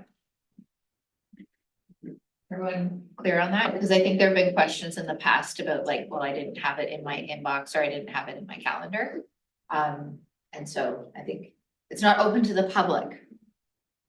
It's an event for public officials, locally elected officials, so, and not necessarily all alternates. Yes, we don't have capacity for all. No, okay, thank you. Go ahead. Can I just ask, like mine being there would be ride dependent, but also, like, am I required to be there as we have, this would be the first one, and we have our C2C coming up in October, so I'm a little confused as to if we're supposed to, like, required to be at both of them, or I mean, is Squamish going to, are you required to be at our C2C? Like, how does that work? I think that's a really good question. Let's take that offline and we'll make sure that it's in everyone's inbox that should be there. Okay, It's always optional, absolutely. but unless it's not. And we'll make that clear. Okay, Is that thank you. fair? Yes. Does that work for everyone? Yeah. Okay. So North Anderson Lake Park, working towards the text of the management plan right now to accompany the design drawing, which is going to be approved by the working group. Community consultation is also underway. I believe it's scheduled for May 17th. Yes. Great. I'm thrilled. And I think. It's actually May 19th. May It's a 19th. Sunday on On the a- long weekend, and Thank the you. staff are coming up, and I am so glad. May 19th on the Sunday of the long weekend. The next steps are working group review the final management plan, public consultation, and procurement bids. Construction is slated for September 2024 with hopefully opening park public use in spring 2025. I want to let everyone know that. And then Fire Smart did make an announcement but at the BC Fire Smart Summit this week, where it was announced that this year Fire Smart BC is offering a one-time recovery uplift of $100,000 to affected communities. However, it's for vegetation debris removal only. We're gonna get more information, but I wanted to let you know that that was an exciting announcement for staff and supporting and recognizing that recovery is not a 3-month process, it's years. Yeah. Recovery. And then the water cup sampling from Stantec of Gun Lake did come back. And really the key finding is results for the water quality sampling at Gun Lake on March 14th, 2024 showed samples collected at 5 Gun Lake sampling sites did not exceed BC source drinking water quality guidelines for any parameter. This is a positive findings. The results have been posted to the SLRD website on the recovery page, and more information can be gleaned there. And that is it for me. Thank you. Great, thank you. Motion to receive, such good news. Thank you. Thank you. Another item? Oh, yes, we would like a motion, pardon me, a motion to, it's the special meeting that we're having on May 16th. We require a motion to hold a special meeting on May 16th at 10 a.m. I thought we did that. We agreed on. Go ahead, through the chair. There was a doodle poll that went out, so the motion that we have is that we reach out to the Okay. directors to find a date and the date. Okay, so motion to make that meeting happen. Director Birchton, seconded by Director Rainbow, comments, All in favor? Any opposed? Motion carries. Motion to receive the verbal report, Director Rich Jones, Director French, all in favor? Any opposed? Motion carries. 7.3. Do we have Suzanne coming back? So this is just to approve, we're not getting.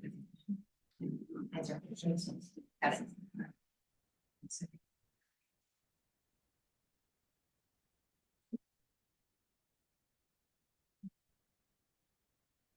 Yeah. Check in the box. Okay. Good morning, Director LaFrance, Mr. Hodgins. Thank you for being here. We are at 7.3 and we have a request to approve the 2023 audited financial statements. Does anybody have any questions? I have one, Okay, just a simple one, follow-up action, once approved, the chair and treasurer will sign. Who is the treasurer? Suzanne. Suzanne. Yeah. Okay, thank you. Hello, treasurer. Okay. Any other questions? Okay, we have the motion on the floor, moved by Director Rich Jones, seconded by Director Mack. Comments? I'll call the question. All in favor? Any opposed? Motion carries. Thank you both for being here. Thanks. That was easy, right? And we have 7.4, an information report regarding quarterly development applications report. We have Director Moon here to answer questions, right? Yeah. Are there any questions on the report from anyone? Go ahead. Yes. Director Needham. They're all related to riparian assessments. Okay. So we have Talisker. Need for a reply from the province. Riparian assessment. I believe so. I'll have to look into that one. I'm not sure the status right now of Talisker.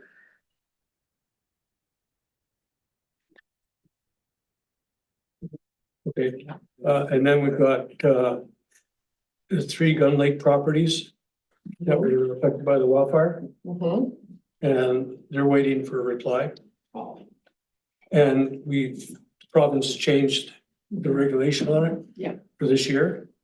So I'm just wondering, do they need to be on there? So- They're on there because they actually did apply, but the requirements are no longer going to apply to them. So, Okay. So they can be taken off then? yes, Okay, thank we you. may still go through and give them a permit because they did apply, but, yeah, the requirements are no longer there. Okay, thank you. No. You good? Okay. Director Rainbow, go ahead. Hi, Pinecrest, the land use contracts, is that all finished now, or has it all been converted to? Yeah, through the chair, all of the land use contracts have been removed as far as they can be, and then this July, they will be taken out by the province. So some in Pinecrest opted to have the land use contract removed, some did not. Yeah, I knew that. So there are a handful that still have the contract until July. Okay, thank you. Thank you. Director Mack. So for the land use contract for Ponderosa, where are we with that? Through the chair, the underlying zoning has been provided for every project that is under a land use contract. When the land use contracts are dissolved, that zoning will be the primary land use regulation, and it has been zoned. We are working on some amendments to Area C in general and Ponderosa specifically that will address some needs that they have. Yeah, because Mike Morley has been in touch with me and just saying that the mapping that I guess we used was not correct. And he brought in some of the official maps for their area. And he just wanted to know where we're at with that, because he said, we can't move this thing forward with sort of incorrect information, because some of the lots didn't line up. They were, so just want to make sure that he's, because he represents that group, he's in the loop, and the corrections that need to be made are made.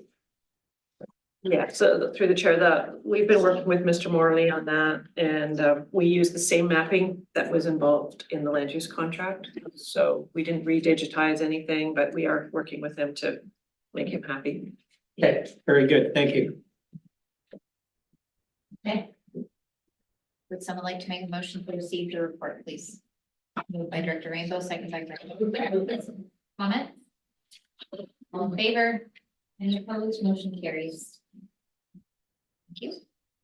7.5. This is a temporary use permit number 74 to Forest BC in electoral area D. Are you being joined? It'll just be me. Okay, great, thank you. Are you just answering questions? Just answer questions, yeah. Okay, we've seen this before, so if anyone has any questions, now's your chance to ask them.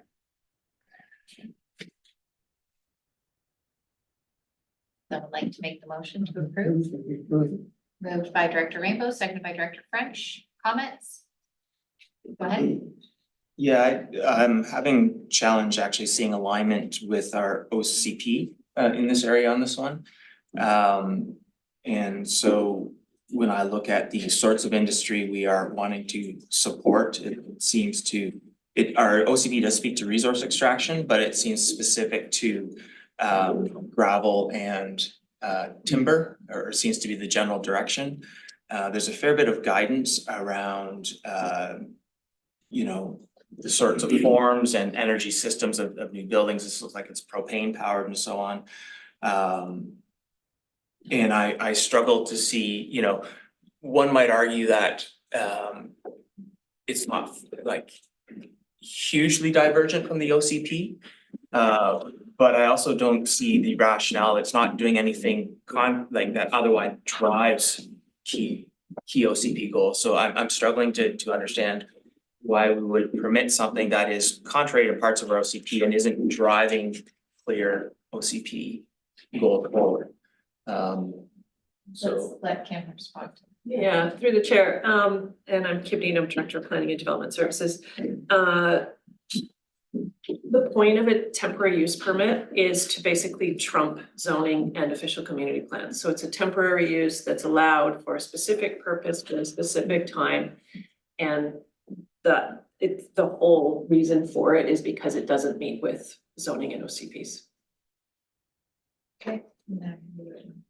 Yeah, just to clarify, so I've been reading the legislation on OCP, it's on a fair bit, and the language seems very clear that an OCP is optional, but if you have one, no bylaw or act can be contrary to the OCP. So I understand that TUP allows us to set aside zoning, but everything, as I read the regulations, has to still be consistent with the OCP. And where the OCP gets a bit challenging is, you know, you can get things that are somewhat contradictory in an OCP, so then it becomes a little bit subjective, but that's sort of where we come in as a board to sort of understand on the whole, is this consistent with the OCP or not? And, you know, again, as I understand the rules, we're not permitted to do something contrary, or it would require an OCP amendment. And then if it was consistent with the OCP, you could do a TUP or a rezoning. Yeah, so through the chair, zoning has to be consistent with official community plans. And so where it's not, and someone wants to do something contrary, they can apply for a temporary use permit. That's why the province brought these things in the first place. I understand that, but like, if you want to do something that's inconsistent with the zoning, or your zoning is inconsistent with the OCP, then you rezone or you use a temporary use permit. I understand that. But my understanding from the legislation seems very explicit that you can't do anything contrary to your OCP. So if you want to do something contrary to the OCP, that cannot be dealt with a TUP, that needs to be dealt with via an OCP amendment. Okay, well, I've been working in planning for a very long time and I've never encountered that issue. So if we wanted to pursue that question further and seek a legal opinion, that would be something that would have to be outside this discussion. But we are responding to a list of questions that were provided to us last month by the board. And that wasn't a question. So if the board wished for us to look into that question, we could do so, but it would delay the issuance of this TUP for this month. Okay, Director Rainbow, go ahead. Yep. I just want to try to put a little context here. This is not an application to build a pipeline from Coquitlam to the site with a tunnel under the Squamish estuary and through the mountain. That's already been approved. It's not an application to build a compressor station. That's already been approved. Those things are happening on the wood fiber side. There was probably some poor mapping 40, 50, 60 years ago. The wood fiber site is 86 hectares. This particular site that they want the temporary use permit on is contiguous to that. And if you go up there, it looks as though it's part of the wood fiber site. It's just an accident that when they drew the line, this is like a pimple on a pig's rear end, you know, it just a little piece about the size of our parking lot out behind our building here. And what do they want to do with that site? What it wasn't a beautiful piece of forest where they cleared all the trees out. It's a previous industrial site. When the pulp mill was there, and when they had the landfill, which is just almost adjacent to this site, there's a road that comes up from the water right up to it. So there's no new road construction or anything like that. The site itself had buildings on it originally. They disappeared a long time ago, but the concrete foundations remained. It's got wood and junk and all kinds of stuff just sort of pushed onto there. So it's not a pristine site. I hate to even call it a brownfield site because it's just junk heap. And what they're planning to do with it, well, they're not extracting anything from there.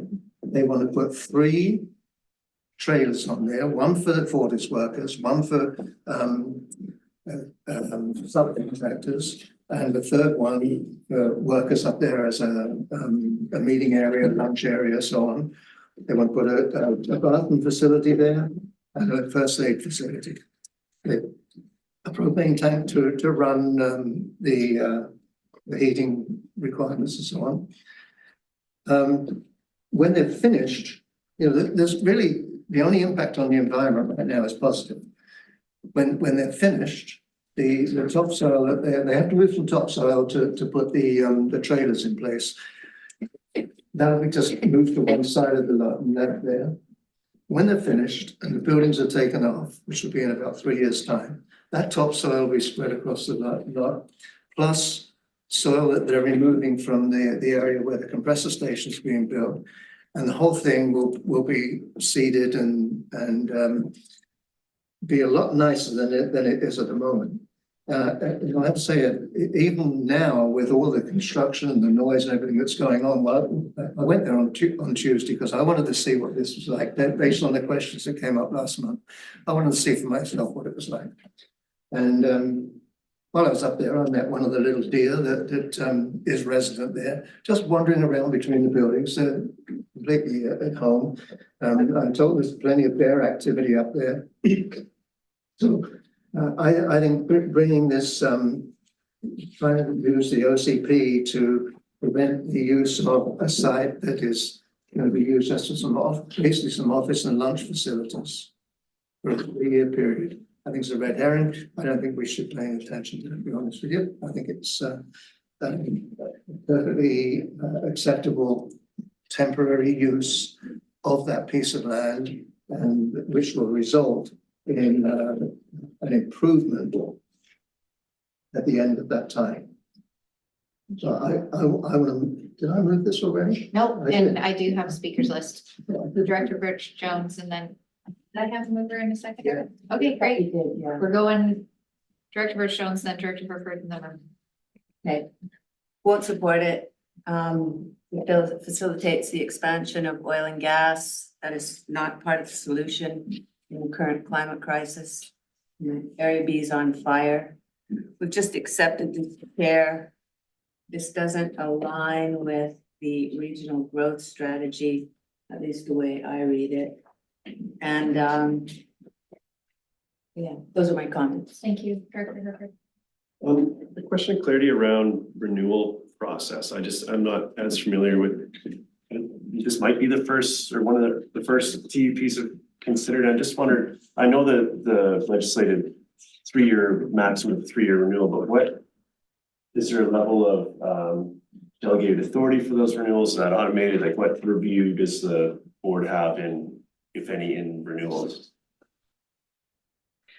Yes, through the chair, if this TUP does have a provision for a renewal after 3 years for another 3 years. And if that were to be requested, we would bring it back to the board. They couldn't further renew after that second 3-year extension, they would have to go to the proper. Correct, they need a new, they'd either have to apply for another TUP that's actually different than this or rezoning. Thank you. So thank you for that clarity. If I can comment I have here is, I'm really challenged with the, having dealt with this project, I'll say, in both its pieces, both the wood fiber facility and the Fortis pieces. One of the continuing challenges that I've had, is understanding how all these pieces fit together. And thus the cumulative impact to the area, and that's everything from workforce planning through to land use, even temporary in nature, that's just on one side of the line and just for this piece of a project, but there's this other project that's happening on the other side of the line that we can't. So the cumulative impact here, I think is impossible for all of us to assess, and I would say likely intentionally so, from my experience of interacting with the project. So I'm having such a challenge with seeing how all these pieces fit together, because yes, taken in isolation, this piece is just that. As soon as you step back, you can see that it's adjacent to all these other pieces going on, and understanding that the impacts there, I'm really challenged by. I'm gonna listen to whether that's enough for me to vote in opposition or not. I'm still would like to hear the more feedback from the board, but on that particular piece, I find it exceptionally challenging. Given the interaction with property that's in a different jurisdiction and with another large project that isn't really articulated well in this piece. So, thank you.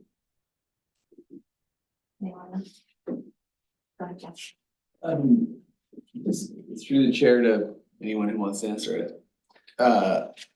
What is, having not been really connected to the greater project, I'm wondering what happens if we reject this. It seems to me that the project seems to be moving forward more generally. Do they then find a better site or a worse site? Or is that something that you have any sense for?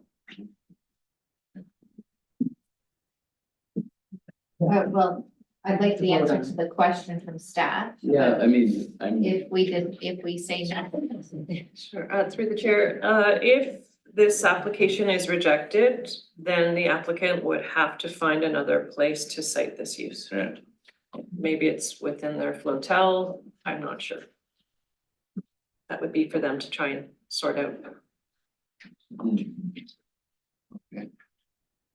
Sorry, just one thing. I just wanted to, just for this group's understanding, we had a public hearing about the flotel use just on Tuesday in Squamish, and the elected officials from Squamish will be an interesting place if we discuss flotel or anything related to, given that we're between public hearing and decision. So which is fine if the group needs to do that, but No. I just want to make sure that everyone is aware of this potential complication discussion or if that's what he said. I'm gonna go to Director Mack, then Director Rainbow, and I open the floor to anyone who hasn't already spoken, is what I was going to say. Go ahead, Director. So this project is fair ways along, is it not? So I think what we should be doing is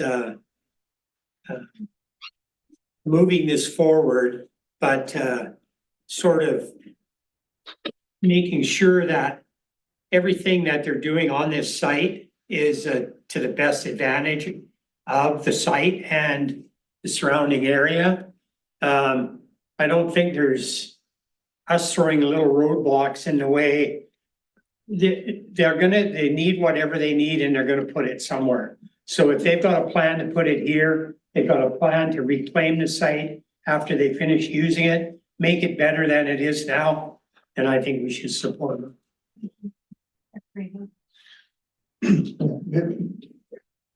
If we reject this, there's no way it's gonna have any impact at all on delaying or stopping that project. It just isn't.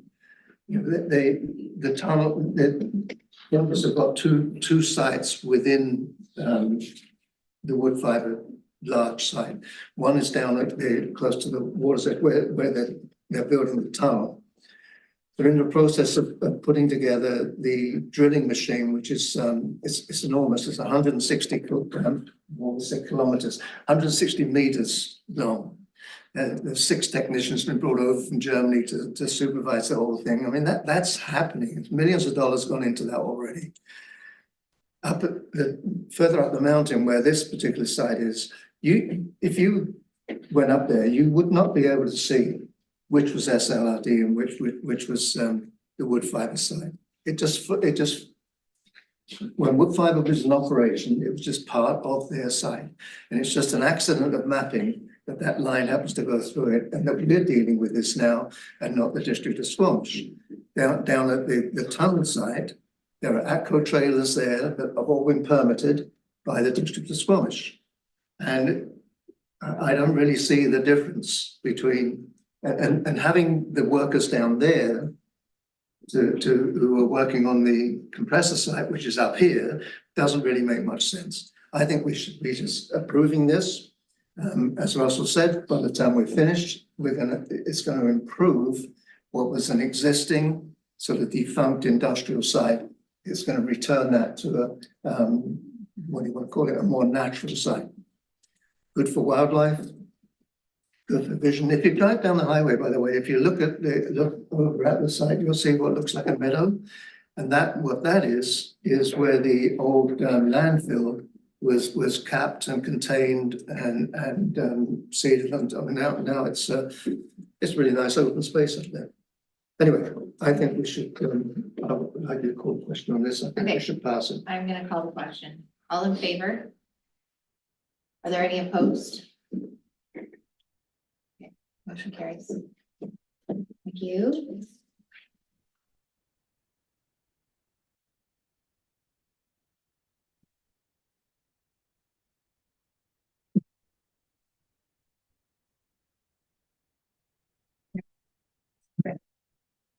We have a request for decision for a joint grant application from Farm Canada. Yeah, Farm Credit Canada Agri-Spirit Fund up to $25,000. And we have Director Phillips here to answer questions for us, should we have any further questions, unless there was anything you wanted to say. It's a brilliant idea. Great. Money is money. Anything helps. We have someone make the motion, please. Moved by Director Demare, second by Director Birch Jones. Comments? All in favor? Any opposed? Motion carries. 7.7. This is a direction request for a provincial town hall and community engagement options. And I will turn it over to go ahead, Director Demare. No, not yet. Okay. Perfect. Thank you very much, Board. I am Mark Phillips. I'm the Director of Protective Services with Squamish-Lillooet Regional District. This direction request is a requesting that the board provide direction to staff on future community engagement with property owners and residents impacted by the 2023 wildfires. Just a question in terms of timeline, would you like me to go through the piece of information to support or get straight to the office? Yeah. Talk to the waves. Okay, Yeah. perfect. So basically, the purpose of this report is to provide a high-level summary of the recently provincially held town halls. It outlines the SLRD's engagement approach to date and focus to date, and it presents options for future engagement for the board's considerations. So there is 2 town halls held by the province regarding the Ministry of Forest Commission post-wildfire natural hazard assessments. SLRD staff were available at those town halls in support of the province and also to answer any questions related to our jurisdiction. Just a quick summary of those town halls. April 3rd, Casper Creek, about 40 attendees, including presenters. The focus of the questions was primarily related to the post-wildfire natural hazard report. And in the staff assessment, I think that land-based recovery table that's being set up by Emergency Management Climate Readiness, Ministry of Forests, and with support from the SLRD will be kind of critical to actually addressing the concerns that were raised there. The April 4th Town Hall, Downton Lake, was attended by approximately 140 attendees, including presenters. An analysis of the town halls and the questions received kind of characterizes a multifaceted, complicated discourse, ranging from practical issues related to rebuilding and permitting to broader questions about government accountability, environmental stewardship, and community engagement. Excuse me. There are approximately 110 questions submitted. Due to time constraints, the vast majority of these questions were not answered. However, staff in partnership with the MCR and Ministry of Forests, we are working through all of the questions and will be providing answers. The SLRD, our plan is to, as soon as we have our questions, which we have control over, we'll be posting on the website, and the province will, when they are ready, will be submitting your questions for us to post on the website as well. Just in terms of the engagement approach to date, I just want to highlight that our recovery team continues to be accessible and responsive to questions from the community. We have made direct phone calls on 2 occasions out to all of the owners who were impacted directly by the wildfire. We continue to share updates with those owners through the recovery newsletter, and we continue to do that as new information is available.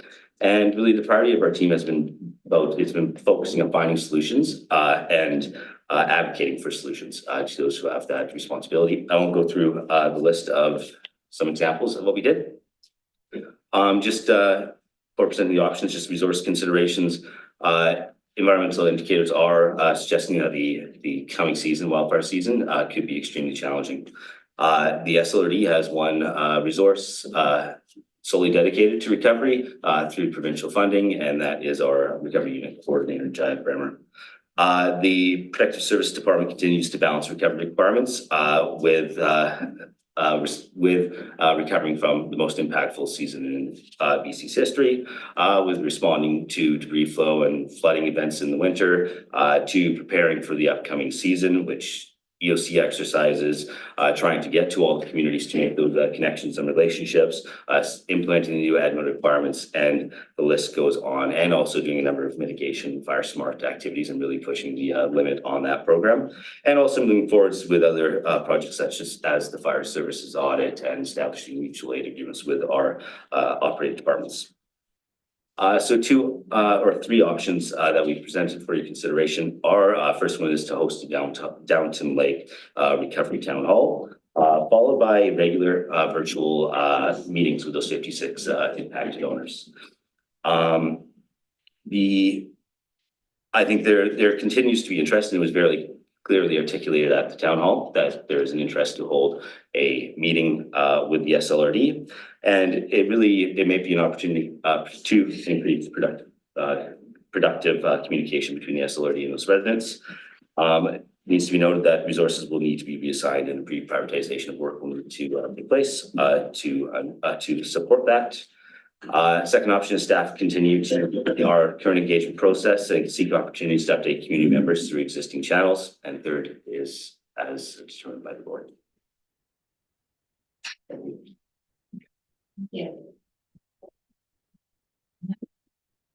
So when you say you're talking about having a town hall with the residents, say, does that include the Casper Creek folks too?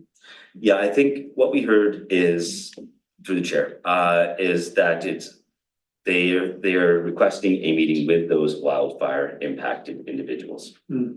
In Casper Creek, fortunately, there wasn't the same type of private property impact as Downton Lake. So I think really the request that we saw is a Downton Lake, Gun Lake community specific town hall for the So you would do an in-person town hall?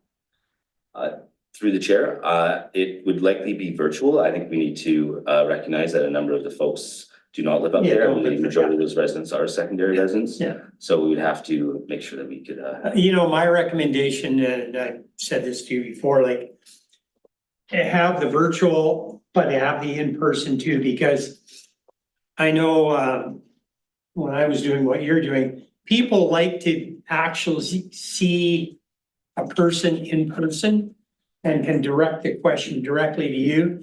When they're doing it virtually, it's kind of like sending an email. It's kind of anonymous in a way.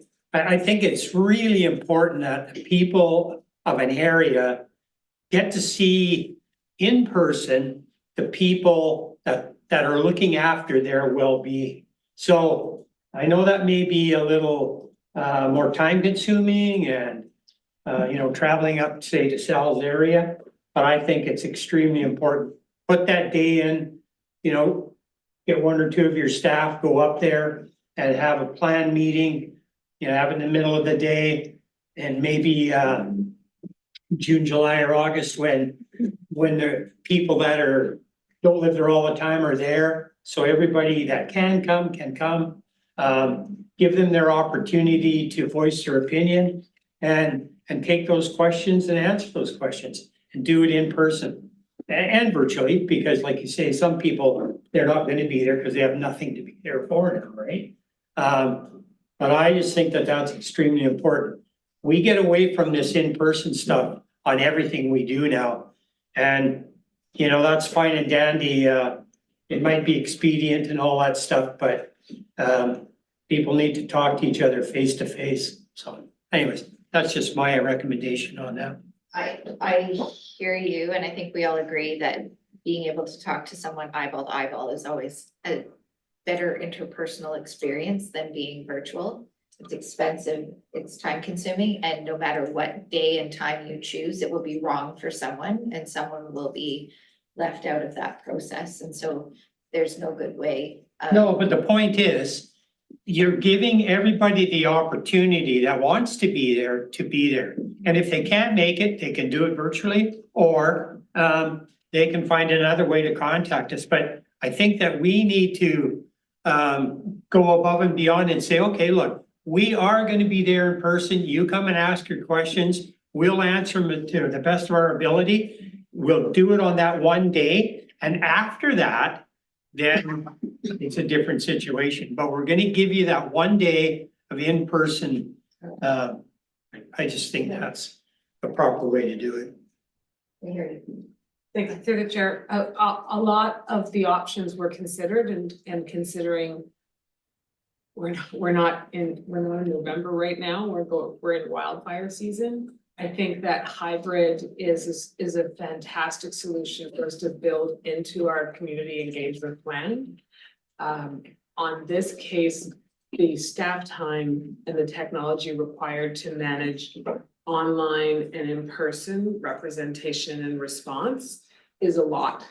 And I know that Director Phillips has plans to go up there personally. Well, in capacity of his role, the team are going up and having one-on-one conversations and meetings with people outside of this virtual meeting. I do agree that if we can find a solution that is easy to execute, because the staff can do a hybrid, it's then we're pulling from multiple departments to make it happen. And it's happening in June or July when they also might be an EOC. So if we can just cycle something up fast as a virtual, we can get something done. And then, yes, consider that for future engagements that we can talk about. Director Hubbard. Yeah, thank you. And I like the idea of a hybrid, but the speed I think is important. I'm curious about, there's a couple things here. It's the piece around regular virtual meetings. There's this town hall and there's the regular virtual meetings. And I'm wondering how, like in sort of option one, and I just wonder how that knocks onto that last paragraph around resources. I'm really concerned that, like, I understand the tension between being ready for the next response and also setting the expectation that we can, like, can we execute that if, and I think it's highly likely, we have an EOC that's activated. So I'll make sure that we're, as we make a resolution here, we're setting a reasonable expectation about that next step. The first step, the virtual town hall, I agree with the assessment, and being informed by those previous meetings, that all makes sense to me. It's that, like, that next piece, like, do we have the capacity to do that? Or is this something that you would be doing, staff would be doing kind of anyways in their regular work? We just heard about going and meeting, and like, is that piece extra? Or is this just formalizing what's sort of been happening, or isn't the intended path forward in this motion? Just trying to understand how much that's a direction change work. Should somebody look at that? Through the chair, yeah, are fully appreciating that that this town hall will hopefully increase and improve the communication and meet the expectations in some ways of the community. And so our hope is, obviously we want to be able to support and be able to communicate with these folks as the best we can. So our thought was that if we do this town hall, that there may be, like, it would be nice to continue to be able to address the concerns before they become bigger concerns. And so that was really the intent of that. And originally we had it as two separate ones, that the option to do the town hall and add on to it, but we thought it would be, and so that is really the intent, to just do, and we discussed this as well, that there needs to be consideration for operational priorities, that if we are in the middle of a wildfire response, we don't have the capacity to do much more than do EOC response. Just in response to that, I think that this option where it says to host regular virtual meetings with recovery base, like, I think it needs to explicitly say in there somewhere, like, you know, if resources available, like, you know, subject to, and I mean EOC, I don't mean like Other work. us pulling us in different strategic directions or like that kind of thing, but the very real, like, if there's an EOC activity, we're not gonna be able to do that because we're responding to emergency. So I just wanna make sure we articulate that in whatever motion we pass, so that someone can read that motion and understand what those expectations and limitations are. Does that make sense? Hope that's implied I and hope so too. well understood, that anything on our work plan takes a second rate, you know, is backseat if there's an EOC activated. I just don't think that we need to get into adding that language into every. I think that's just a common sense Right? Like, reaction. we're not, well, If okay, the place is on fire, yeah, we're not. that's the doing- priority, and our staff is dealing with that priority. Director Demare, Yeah, I think it's critical that we have one fairly quickly. Because they're all gonna be starting to go up. People have got trailers on there now and they wanna move forward with everything that they gotta deal with. So if we can have one, you know, fairly quickly, I'm okay with the virtual. And to start off with. And, you know, there may be one more down the road, but again, one more in the fall to just kind of make sure that everybody's okay with what's going on with their process of cleanup, building permits, and everything else that they've got to do. So I'll move option one. seconder. Comment, go ahead. So I have a question. What percentage of the questions would you be, that we received, do you have an answer for? Is it, yeah, 90% of these things we could answer, or is it like 5% of these things we could answer and 95 are, sorry, that's. Through the chair, sorry. Through the chair, I would say the majority are for the province. The SLRD has the minority of the questions related to our matter. And so we can only answer the questions that are under our area of responsibility. So the majority is for the province. And also it would be very important that the province is also supporting these town halls to be able to hopefully address those concerns that are being raised by the community. Through the chair, do we have confidence that the province is willing to participate? To the chair, I have full support communicated to me. They are having conversations and to gauge the support of the other ministries.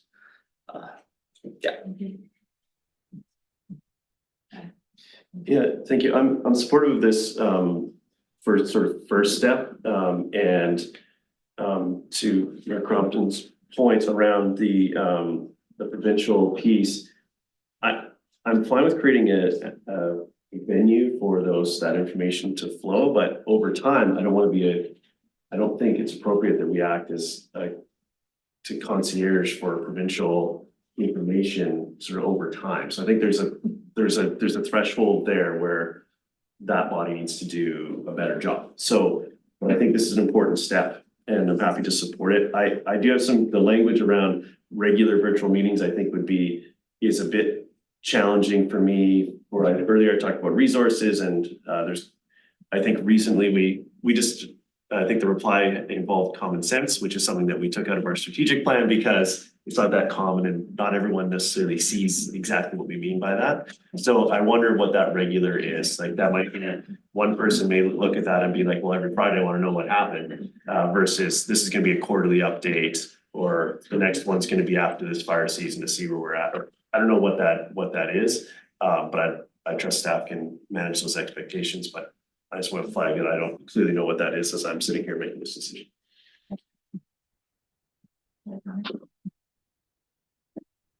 Great, I'll call the question. All in favor? Are there any opposed? Motion carries. Thank you. We'll call a recess now for lunch and please come back at 12:55.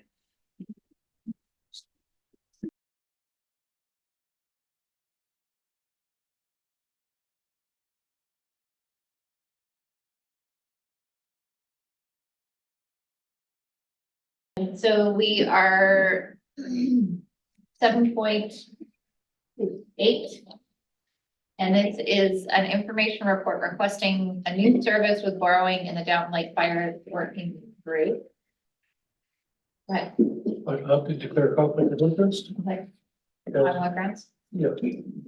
As the one thing on the board of my daughter is paid employee. Okay, thank you. I'll be in the lunchroom. Okay. You want to take your lunch with you? Eating all the chips? Already.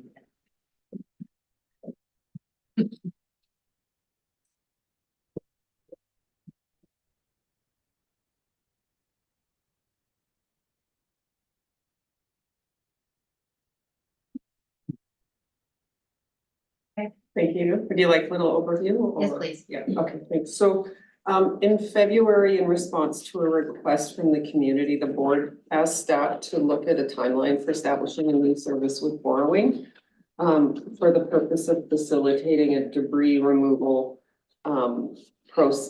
debris removal on privately owned parcels associated with last summer's wildfire in Down Lake wildfire. This information was requested to determine whether this service with borrowing would meet the needs of the community, specifically the timeline. So the wildfire impacted 56 properties, 43 of those having full structure loss. And according to the working group, the total cost for debris removal could be $700,000 or more, with a per parcel cost estimated to range from $10,000 to $50,000. The cost is considered by the working group to hamper the ability of property owners to remove debris, potentially contributing to cleanup not occurring, illegal dumping, or other desirable outcomes. We don't know how many properties of those 43 or 56 even might be interested in participating in a future service. So borrowing under the Local Government Act is not an option because the borrowing would not be of a capital nature. But there is the potential of disaster recovery borrowing under the new Emergency Disaster Management Act. Which borrowing does not have to be of a capital nature and may be applicable for site remediation. This is a new borrowing provision, and staff has asked the ministry for more details about how it would tie in with the service establishment process under the Local Government Act, and we're still waiting for those details. So without those details, we can't put together a timeline, but there is a bit of a timeline. Well, there is a timeline in the report for what a service looks like. And then when we have information about the recovery piece, we could add that in. But what it is looking like, because new service areas need to be submitted to BC assessment by October 1st for coding purposes for the next calendar year, it looks unlikely that the board, if it wanted to pursue this, would be able to have something set up for 2025. So perhaps 2026 would be the earliest. So we're waiting for more information. I can bring that back, but that's just a little update on that. So, are there any questions? When we set up a service, can we roll the cost to set up the service into the service, or that has to come out of general government or something? So I understand it's a fair bit of staff time and effort.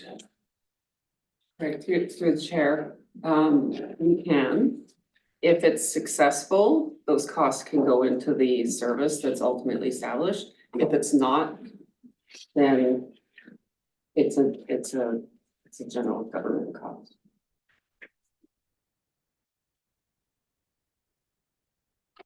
It just strikes me as an unlikely path to success here, just with so many unknowns, but also that timeline. There's no way you could make it within a year, right? Like, and it's already been a long time for these guys. So it just hits me as this isn't the best way to meet what they're trying to get at. And I'm sympathetic to what they're asking for. We don't know how many people are actually asking for this, right? Like, this isn't a formal group. So it's a bit not well defined for the formality that we require in regional government, if I'm correct. Through the chair, we would get there. Yeah. If we started pursuing it, we would need to understand what that service area would ultimately be. Yeah, thank you for the work on this. It's an interesting concept, and when I think about sort of next steps as far as, I mean, there's a bunch of questions that were included in the staff report, which I think is great to acknowledge that there's pieces that we don't know. When I think about this, some folks can afford to do the work, and in some cases have done the work. I know there's challenges with others, and every situation is gonna be a little different. But I wonder about just because everyone that was affected, even if they don't require cleanup, to be included in the service area, is that the rough idea, or only people that require this boring mechanism or something, or would be in there? Is that one of the outstanding questions as well? Generally, we would think that we would just be including the people that want to be provided with that service. Yeah, when I think about the timelines, the general concept I think is interesting to me. We need to refine, but given that the timeline is quite long, and I I wonder about when we step back to look at disaster responses, like post-disaster response more broadly in our region, if there's some fund that folks, if some fund to be established that some folks could apply to help with their recovery or something, and is that a role of that we want to play? Is that appropriate for us, or is that a provincial role, or is this a gap we should fill in the medium term? So this feels very ad hoc, and given by the time we get to 2026, I'm gonna say that there may be quite likely other disasters to need to respond to, maybe in some other way. So I have this tension between wanting to do something for this one to look after this, but also I want to make sure that we're looking at the whole thing. So I don't know if that's a yes and or a no and we do something that's broader. So anyways, that's maybe just for the group to sort of mull on. Okay, I have a list. Tony, go ahead. Yeah, while I was looking at the timeline, I know it does take a long time to get these down. I just wonder the way this is set up and reading what you've got here, do we still fit into there? That's up to bylaws no later than 90 days after the date? I think we do. Yeah, through the chair, that's another question we have is, because this is a new process, this declaration of local recovery, that's a new requirement. So we would have to work, we would have to work with the ministry to see how we would get ourselves in there, if we can. In section 1 there, where it says the regional district may adopt a bylaw to borrow money, does that necessarily mean it has to be a cost center, just like any other cost center, or is there a way that can be expedited? Through the chair, that's another question. Generally, that's the way we operate with cost centers. Right. You know, presumably it's the same, but until we hear back from the ministry, we won't be able to confirm that. Given what they need the money for, they need it now, not in 2026. So this is no way a criticism of staff, by the way. I understand the process. So if they're really setting this up to assist with disasters, then maybe there's a good way of doing it. Maybe we just go to the community and right now and do you want to sign on to it? Determine how much it's going to cost you this much, and they say yes or no, and we can do it at the next board meeting, maybe. Through the That's what chair. you're looking at. Okay, thank you. What I'm hearing is that there are a lot of questions unanswered. I think I'm happy for you guys to ask more questions if it lends itself to staff having more clarity and direction from the board. But we don't have enough to make a decision on at this point. Director Pettengill, then Director Matt. Yeah, I'm sorry, as I've heard the discussion, I'm sort of inclined not to support this moving forward, simply because if it's only the people who would need the money, what we are effectively doing, instead of them taking a loan directly, we're taking out the loan. And while our interest rates might be lower, we're doing a whole bunch of work and expense. So it's really of only benefit to the folks that don't have the credit to take out a personal loan. So it's not even all the folks that, I'm struggling to see what the benefit of this approach is, and you've got the long timeline on top of it, so I'm a bit hesitant to suggest that we should look for other opportunities and focus on every opportunity we have to help with the recovery. This maybe isn't the best use of helping people out. Director Matt. I think what we need to do and other local governments need to do is lobby the provincial and federal governments to put a pot of money aside that can be accessed immediately. Look at Lytton, look at Merritt. This is now 3-4 years down the road, and they were promised all this stuff. They're just starting to do stuff in Lytton now. If they had a pot of money that the folks up there could access, or we could access on their behalf, without going through all this bureaucratic BS, it would certainly be helpful. There is, it's called the Disaster Financial Assistance. Yeah. And it's only for primary homeowners, which is why we're here. These are not primary homeowners. They're not accessible to that funding. So we have to look at other options. But they all pay taxes, That's different. whether they It's are or they aren't. different. Let's not Right. argue the tax law. No, right but- now, please. But I'm just saying, I like, know, you know, but we, There it is. let's not sling mud, but it's No, not no. slinging mud. I'm not slinging, I'm I'm just just saying, wondering, when I it's gotta be a better way. what I highlighted was the board directs staff to work with the community, to develop a petition, including the boundaries of the service area, and I think, whoa, well, who would you work, and then I thought, well, no, of course, because this Downton group is underneath the umbrella of the Bridge River Valley Community Association. I asked Sal that, so they may not be a society themselves, but they are under the umbrella of the Bridge River Valley Community Association. So there's a group that could actually answer, if that could be a conversation between staff and that group to say, how many are there? And, you know, like to ask them some of those questions that we don't have the answers to here, that we're trying to figure out, is this practical or feasible? And maybe that would be the end, because, I mean, looking at all of this information, that conversation and recognizing what our hurdles are in the process and the timelines, they may decide to go another way and not spend any more time trying to do this. Okay. So we don't have enough to go on. We Yeah. have a lot more questions than we have answers for. I would ask that the motion be crafted in a way that says, do we as a board support staff continuing this work? Yes or no? And then to come back with a future report, like receive the information. Do we support the work continuing from this point?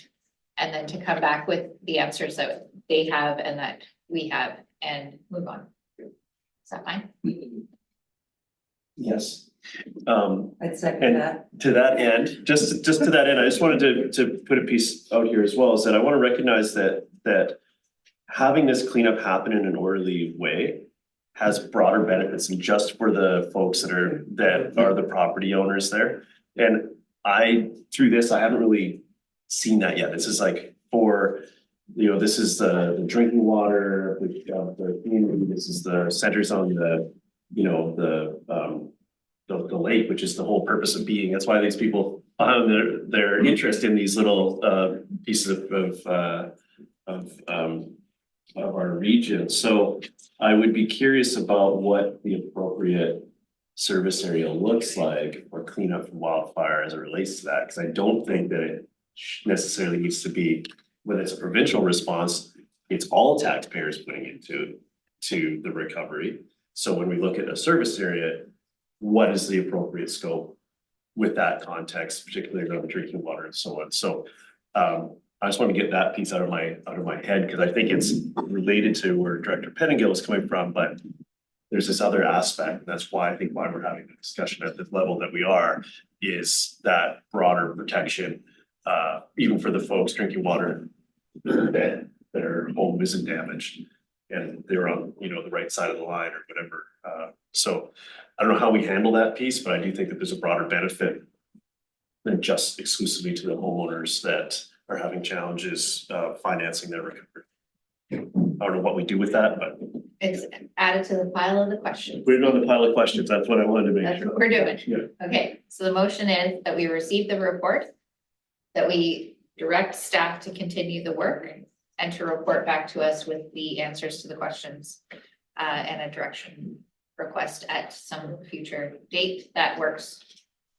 And just to clarify, if I may, when you say to continue work, not working with the community, but working on understanding Yeah. what this borrowing provision is? That's right. Thank you. However, aren't there some questions that need to be asked of the community? We don't need to put that into a motion because then if Okay, sorry. that is unnecessarily hampering, you know, what the questions and doing. Okay. Jack. I found Director Pettengill's comments interesting. I can imagine folks with homes that aren't their primary residence, not in this situation, who have a fire and lose their home in a very similar situation where they couldn't find financing to replace their home. And it seems like we're going down a path where we're becoming a sort of lender of last resort. Yeah. Which is a very interesting place to put ourselves. And so as this work is done, I think it's really fascinating and interesting opportunity. It is unusual, which could in and of itself be interesting, but I wonder what that then means for someone in another area of the regional district who can't find financing for their second residence. Interesting thing to consider. Here on the direction. It doesn't, I just wanted to raise it as an. Okay, thank you. Okay, so I had Director Birch Jones move it. I had it seconded by Director Burford. Final comments? Okay, all in favor? Are there any opposed? Moving.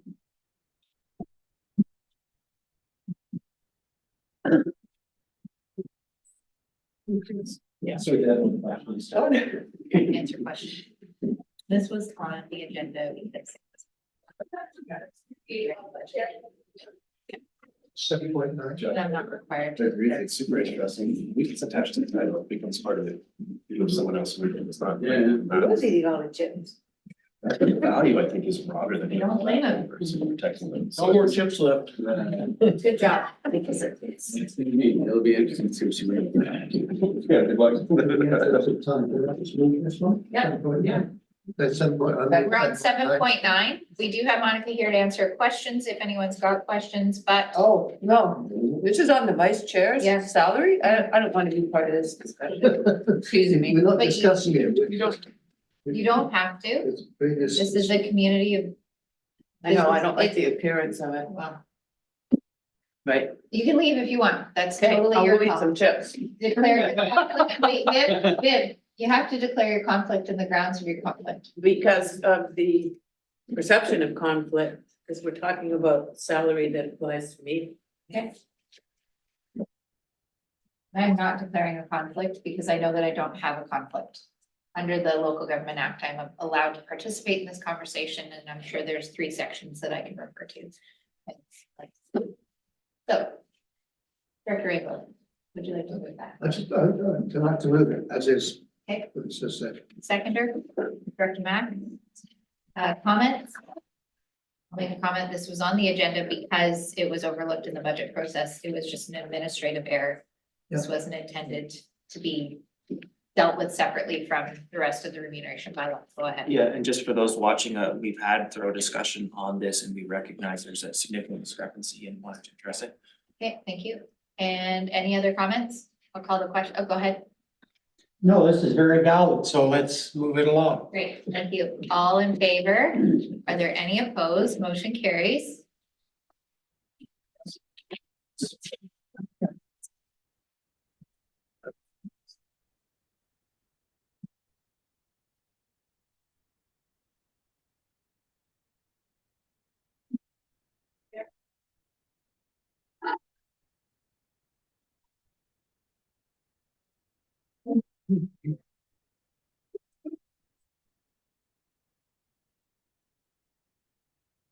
Okay, 8.1, the chair's verbal report and the Breton board round table. I'm gonna defer that to the May meeting. 8.2, we see Hydro Pilt Area B funds for Area B regional parks and trails. I'd like to move that $4,005 be allocated from the electoral area B Northern BC hydro payment in lieu of taxes reserve fund to cost center number 3006 for operations of the service. Okay, thank you.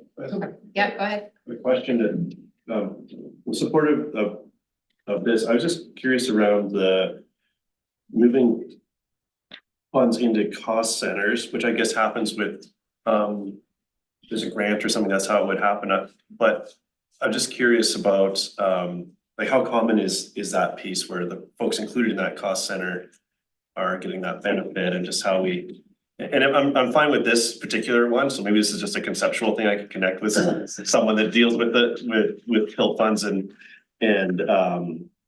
cost centers more consistently, but I thought it was just an interesting concept here.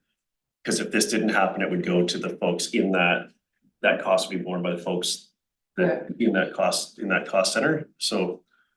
Want me to answer that? Go ahead. I was curious about the mechanism, yeah, the recommendation and maybe. We have the opportunity in the electoral area directors World sometimes to move some PILT funds into service areas. We can do that. Tax service areas. And this reflects some costs that were incurred by staff working towards the park that we are so gloriously going to be making some progress on here, visible progress on the ground here soon. But most of this work has been not visible on the ground, and I felt pleased to be able to support it with PILT money versus tax dollars at this time. So they're already being taxed for the park service, and this just lessens the burden slightly. And I feel more comfortable doing that because we haven't had too much to show for our efforts so far, although we will soon. Yeah, well, thank you for that. It's more of a curiosity to apply to future decisions. I'm supportive of where you are here now, so thank you. Is that accurate, Suzanne?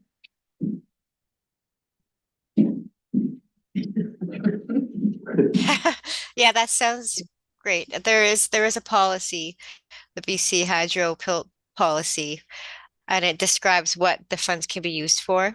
And it does say specifically for special projects and for services. So, yeah. Thanks. You haven't moved. Yeah, and Yeah, second. exactly. Call the question, all in favor, any opposed, motion carries. 8.3. This is an Area A request to pursue the process and feasibility for creating a BC Hydro Trust for Area A. And do you want to speak to it, or because this was, it's a director's report, so why don't you? I'll take questions.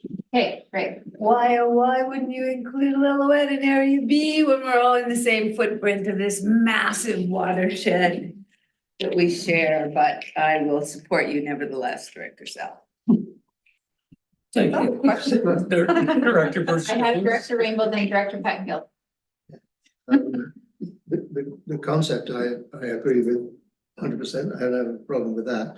What I have a problem with is that you're asking this board to approve expenditure from select funds, which is delegated to EAD. Correct. So either take it from another fund or refer it to EAD. Okay, well, That's true. let me see which one. So many. Okay, we'll take it from PILT. Area PILT. So change the motion, so up to 5,000 Yep. from Area Area A, A. even in lieu of taxes be Yeah. used for. I have a question for staff. How much staff time will this require? For the chair, I think that's a great question. This would be likely a many years project, and right now the funds is to begin the conversation. One of the concerns would be what is not done for this to be done. So when new work is brought in, one of the questions is what work is deprioritized? Looking at staff working more than their current 40 hours and trying to trim that down. And so that's really the question that I ask myself. And then I look at the board when this comes in, I look at the fuels and say, okay, how do we fit this one in? Let's get a little bit of background on why this is here. Going back when Greg Dalton was here, I had quite a conversation with him. And at that time, he says, go ahead. do what you need to do, and down the road, when it gets to the legal stuff, that that the SLRD can step in and help. That was the original conversation I had. And so recently I went to our MLA and asked them to go and have a look and see what it's gonna take for that. What do we need to do? What's the feasibility so that I can understand what we need to do to move this forward? And I copied CEO Paul.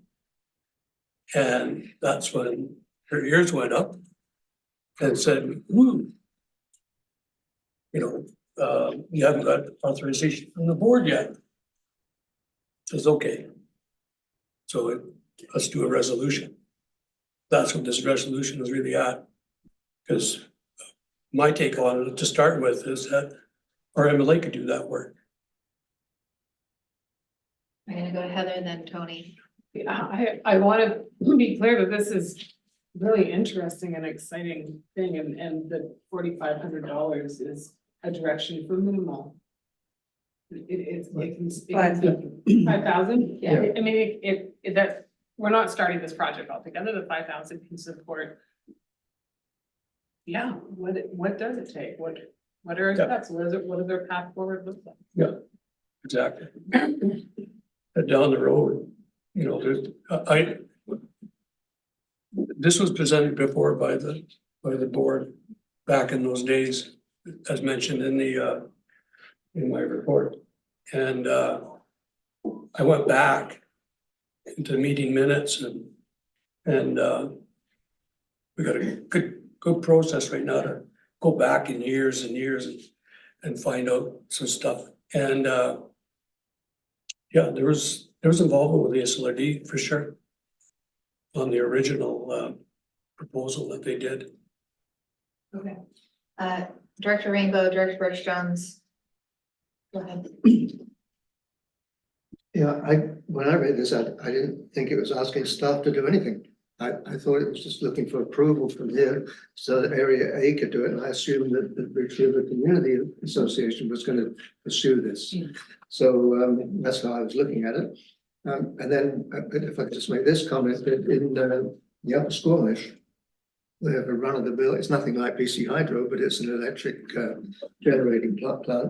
They created, they didn't call it a trust, they called it a foundation, which is for the community. It's operated, they created a board, the company has a representation on that board, and that operates completely separate from anything the SLRD does. So that might be a model for you to look at, and it could, I don't see any reason why that couldn't happen locally and use that model and create, whether you call it a trust or a foundation. And then it doesn't require any staff to. Can I reply to that? Aye. Thank you. My intention is to use NDIT, Resident Development Initiatives Trust. They've already got a couple of BCI trusts that they've taken under their wing. And very similar to what we do with NDIT and follow that same process. Good, then Chris. Okay, so this money is and the request for it to be SLRD staff, because I was thinking you might want to pay somebody who's not as busy. But because SLRD staff has some access to some of this information that you want, so you just want them to do the homework for this, is that, Yeah. that's, okay, I got very specific on one of them. okay. Thank you. Chris? Yeah, I guess not so concerned about the funds, it's the staff time. It's from what I think I heard, even though this is just a starting piece, something would have to come off the fuel to do this in the near to midterm. So are we pushing this off effectively to a fuel discussion, or are we preemptively before June moving this ahead on the fuel, or what does this mean? It's a good question. I think Director Demara's intent is for work to begin soon. With the MLA, yeah. With the MLA. And so it wouldn't be part of a fuel discussion because the board is directing the work to be done and the timeline here is to begin quickly because Director DeMar has already begun discussions. And how it all came to be was I was copied on the email and then I went, oh my gosh, I have to learn about this. What is this? And did some research, had some great conversations with Director DeMar. And then realized, oh, this is more than an hour's work and we should have a board resolution for this. And by copying me on the email to who he's, to the elected officials and who he's been talking to, it gives an endorsement that SLRD is also working on this and is endorsed, I've been directed to work on this and I have. So I'm looking for that decision. Timeline wise, yeah, this would go to departments that are already maxed out on projects for sure. And so what we look at it and what do we deprioritize? A lot of what, you know, it comes off the list so fast when it comes to corporate and when it comes to researching this stuff is policy development committee mandates. Those are quick ones to be deprioritized for these things. Just an honest conversation about where it is. I think that this is probably a smaller request. It's not saying let's go down this road. Let's just do the preliminary stuff. But I do think that a broader idea of what this project is and who's going to be involved in it. Is there a committee? This is a large negotiation that will be taking place. Like, bear in mind, when the NDIT and the two other trusts, there's a trust over on the island and there's a trust in the interior. When they were created, that was a significant pot of money that was divided, and there's significant human capital involved in those projects. And so these are not, you know, this isn't just something you put on the side of your desk. Like, this is, and I'm not saying it's not important, but I think this just highlights that work plans are interrupted by these ideas of maybe we should investigate this. Okay, yes, but. So like, great. And I'm gonna go to Jack and then we're gonna move on. Motion to refer this to the fuel discussion. June.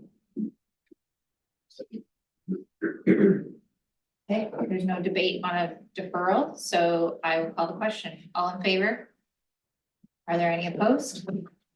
Director Mayor and Director Birch-Jones are opposed. Thank you.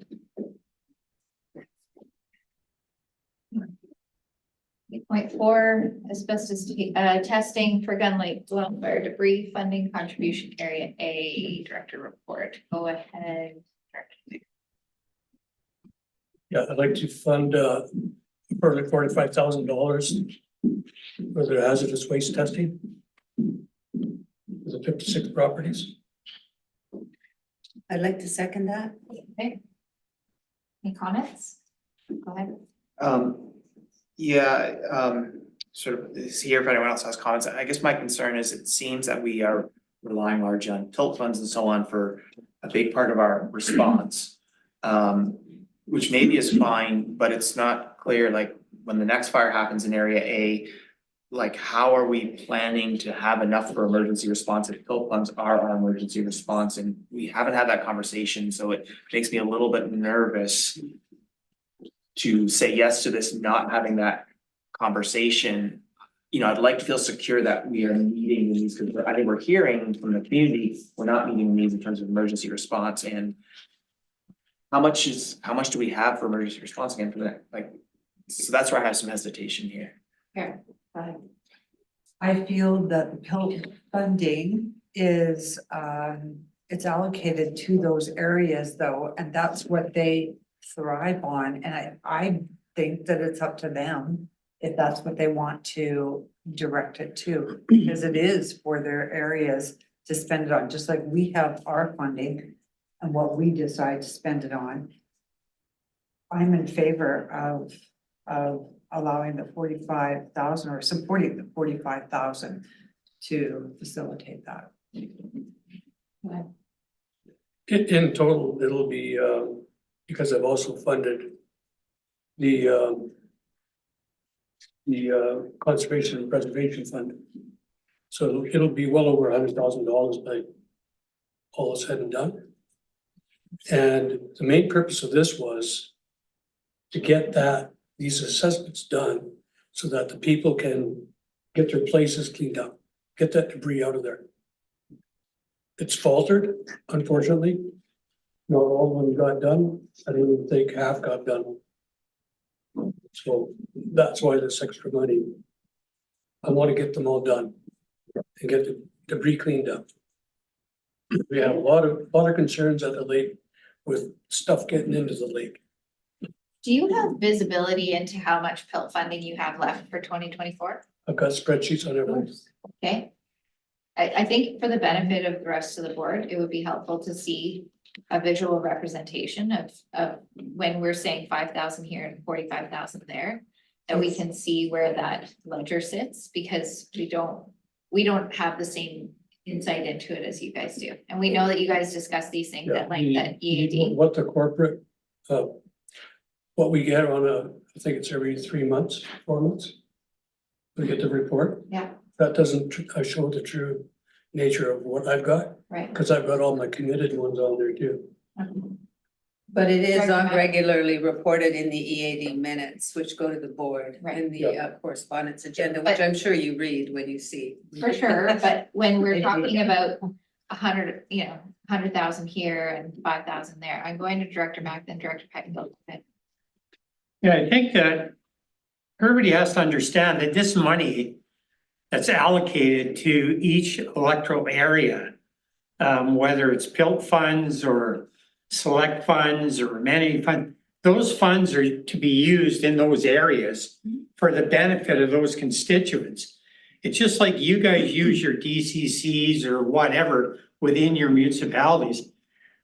I don't question what you do with that money. It's your decision to make. And I think that the EAD directors, we all discuss these things. Suzanne definitely lets us know where we're at with how much money we have left in our accounts. And we have to follow those rules. But we have a fiduciary responsibility. to Yeah, I oversee know, that thing. and And this is 45 to 56, or maybe less, residents, homeowners, property tax holder, or property taxpayers, parcel holders, out of many more in Area A. So this is a lot of money. We have to ask these questions.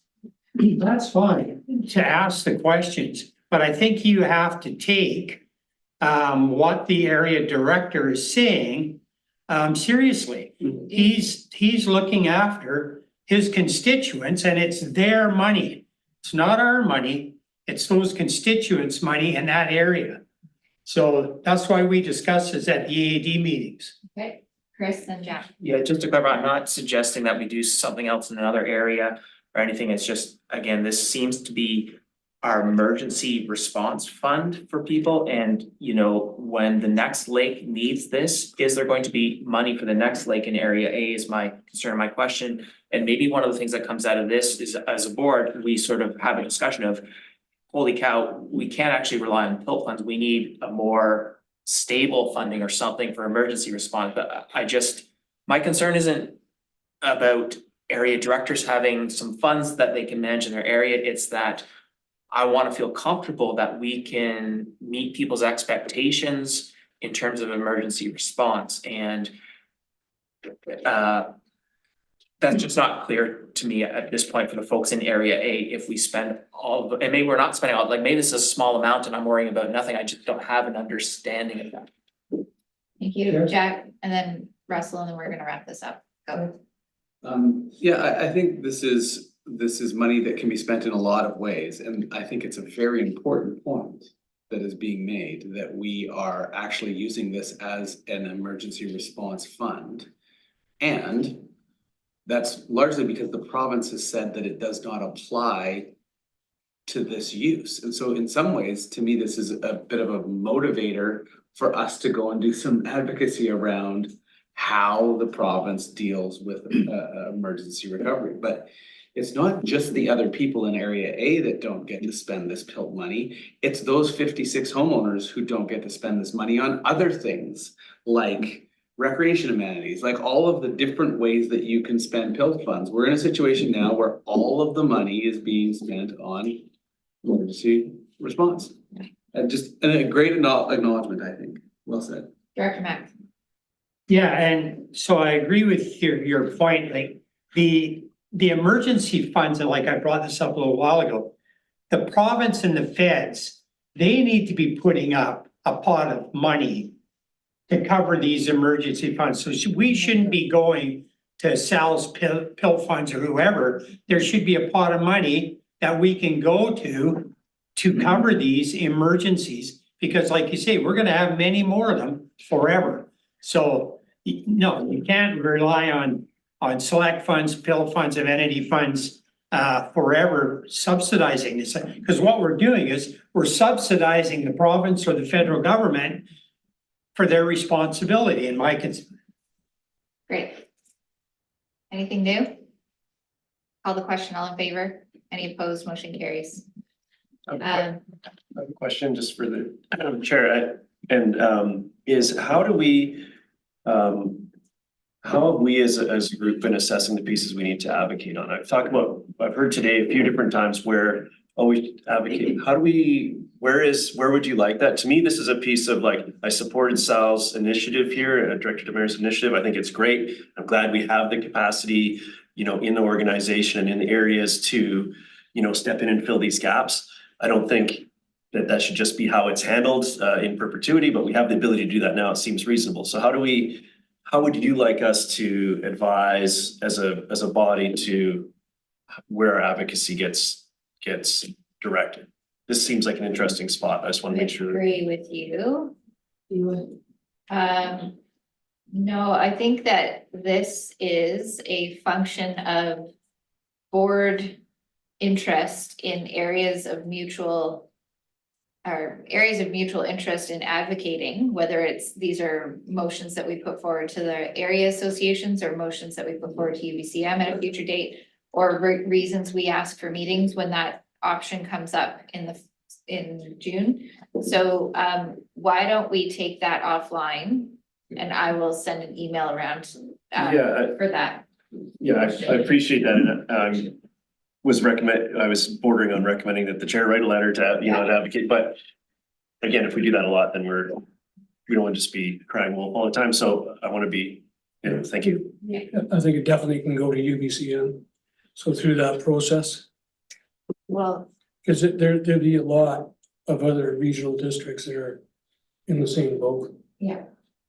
Okay. They don't want us sending resolutions directly to UBCM if we've missed the area association deadline, unless it's a matter of urgency, which this isn't urgency, this is a shift in policy. So we can take this offline into another conversation. So there's basically discussion on fuel, but because it's not a motion, it's not on the fuel. Oh. It's like that, and then appear on the fuel. So, I mean. It's a new item. Yeah, so because it hasn't been moved to do, if the motion happened and this was passed. Yeah. It would go on the fuel. Okay. And then. I see. There's already an outstanding one there?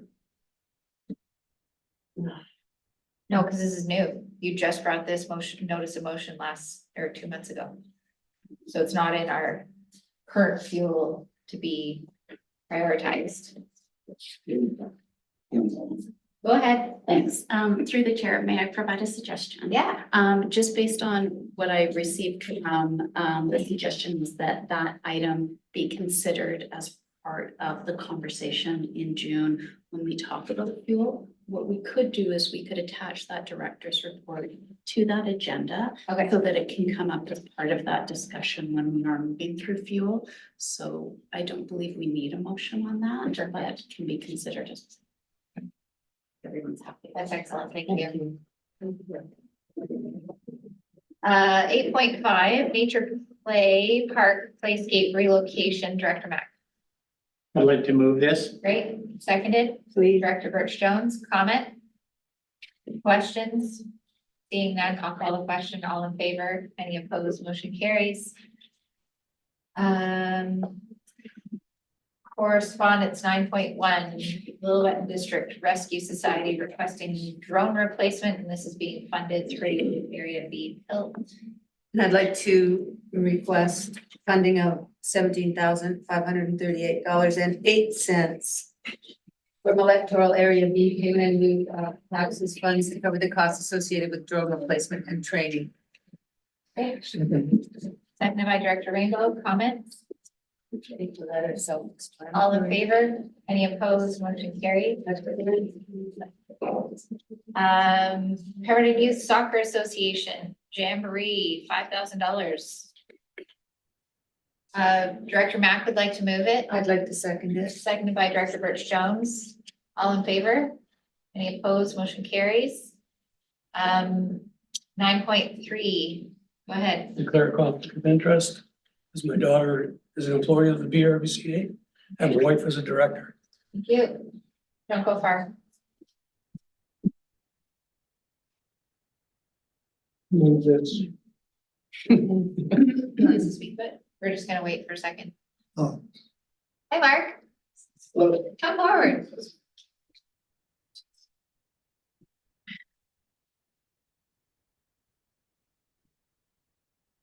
Good afternoon. Good afternoon. Just to provide some information related to this report, I think it is important, and this report talks about emergency preparedness and safety training for community members. And it does seem to relate to wildfire firefighting capacity. That there is a new and important opportunity called the Community Wildfire Response kind of initiative that's being led by BC Wildfire Service. This BC-led kind of initiative provides a framework, but in which response societies can effectively provide the skills and support to potentially be contracted by BC Wildfire Service to support wildfire response in their communities. One requested by BC Wildfire Service. There are 8 organizations in area A and B that have been kind of engaged in this initiative.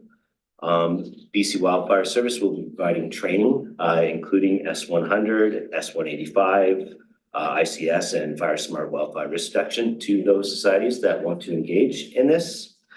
I think also just another piece of information I want to just highlight is that firefighting is inherently a dangerous activity, and there are significant safety concerns.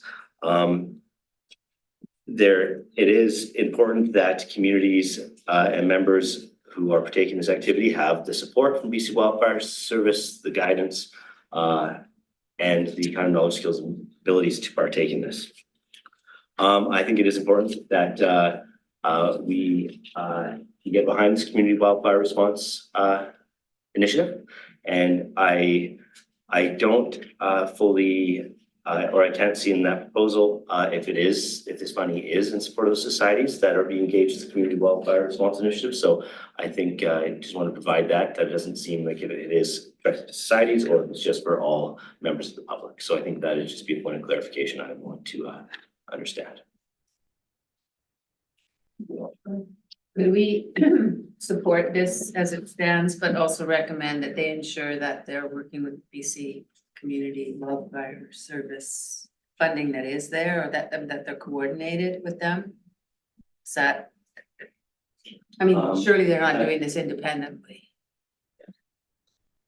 Through the chair, I'm not, I am not, I did not read that.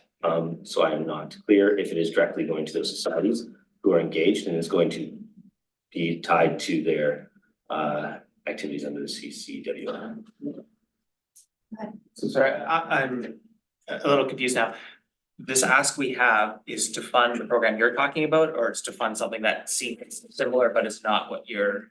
I believe that the program that I was talking about, sorry, is a new initiative.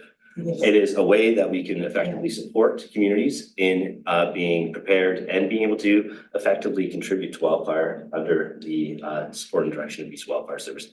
This, I'm not clear if this is actually tied to any of the response societies or if it is a community or BVRCA is not directly involved in the CCWR initiative this year. So I think it is for general public. So I think it's a different different initiative, not tied to wildfire response or that new initiative.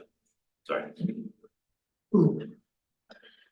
So, Forget what I said. When I read this, I thought it was what we've been talking about Yeah. earlier, that you'd already set something up with them. They've just been running these programs themselves for Yeah. many years because they are remote. And they have found that they are the first responders, and it's a long, long time before anyone else gets there. So they've already started doing this, and it certainly complements what BC Wildfire Service is doing. We just don't want them working independently or in isolation, like this should be in coordination with this new community. I'm trying to get the so initiative why right. don't we make a motion to support the group applying through the proper new channel? Yeah. We'll write a letter of support on behalf of the board to encourage this group to apply through the new Community Wildfire Resiliency Fund, I think is what they're called, right? Whatever it is. That doesn't cover. Mark, what would you like us to do? I think it should be referred back to staff, I think is. Refer it back to staff. I think that is the best way. I think I obviously am still learning about this new initiative. It's Yeah. about 2 weeks out. Okay. And I'd like to the opportunity to provide a proper response. Amazing. Oh, Yeah, thank you. I think having the funding is one piece. If it doesn't, if this doesn't fit under that new funding, that's maybe we could consider funding it, but I'd like to see how this integrates with BC Wildfire. So we're not setting up a collision in future. It doesn't necessarily, it's not exclusively to the funding. I just want to say it's maybe if we have to fund, if. so the motion is only to refer this letter to staff and have staff. Sorry. Can we? So that's fine. I will make that motion then. I just didn't want to. Go ahead. But I just wanted to say, like these courses run between April 27th and September 30th. And some of these courses are like they're online, they're chainsaw safety. I mean, I think that these courses, if he's willing to spend these out of his PILT funding, I think that we should support his decision for that. And at that time, if he wants to connect and go through other channels, then he needs to do that for future. But in the meantime, like I said, these courses start shortly. Okay. And I know there's emotion on the board, just saying. Yeah. Well, I wanted to clarify, so we had a conflict declared, so is the individual in conflict made this recommendation, or did staff, because I. A letter requesting just- this bill funding. So I just heard a statement that assumed that, Right, so I just wanted to clarify that. yeah, Sal DeMare is not asking for this money. Refka is asking the money of the board. He's in conflict, he can't give them the money. Or make a recommendation. This is doing my head in, you guys. I have a motion. Yeah. Refer this to staff. That was the motion on the floor. Yeah, I'm But it's gonna call a question, yeah. Okay. Motion is to refer the letter to staff. Is everyone comfortable with that? Is there any gray area there? Calling the question. There is no gray area here. We are referring the letter to staff. Can we please? We're gonna lose. Call the quorum. motion, call the motion. All in favor? Any opposed? Motion carries. I have to take a 2 minute. Whether you're paying attention or not, would you like to move the last? Thank you, and second by Director Burchell. I don't even care if they're paying attention because they're here in the meeting and this is sometimes how it goes. And I'm seconding There this. we go. Call the question. All in favor? Yes. Any opposed? Motion carries. Hooray for Lillooet Agricultural All right. Faith Society. Good work, good. There is a correspondence Meeting action next regarding a letter of support from the Johnson Lake Working Group. Yeah, I have to call the conflict of interest. Okay. So, as my daughter is an employee of the Right. ERVCA and my wife is a director on it. Last time. And we did get some feedback on this. Yeah. Wait till it's off the ground. Don't go far. You're going far. Fine. The only thing I want to share is that this money can actually go even further now that the Ministry of Forests is offering seedlings to private property owners. So the staff are working at, I think we fully support this. And the staff are working at augmenting that with Ministry of Forests supporting it more. Beautiful. Moving it. Thank you. Second, thank you. All in favor? Any opposed? Motion carries. The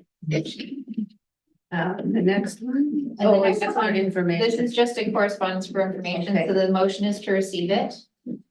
Moved by Director Pettengill, seconded by Director Rainbow. All in favor? Any opposed? Motion carries. And any notice of motion? All right. We are reclosing. We've got the recommendations from the committee of the whole, Okay, which were the recent recommendations. okay. Could someone move that? Moved by Director Hooper, seconded by Director French. All in favor? Any opposed? Motion carries. And could I have someone move that we close this meeting? Moved by Director Rainbow, seconded by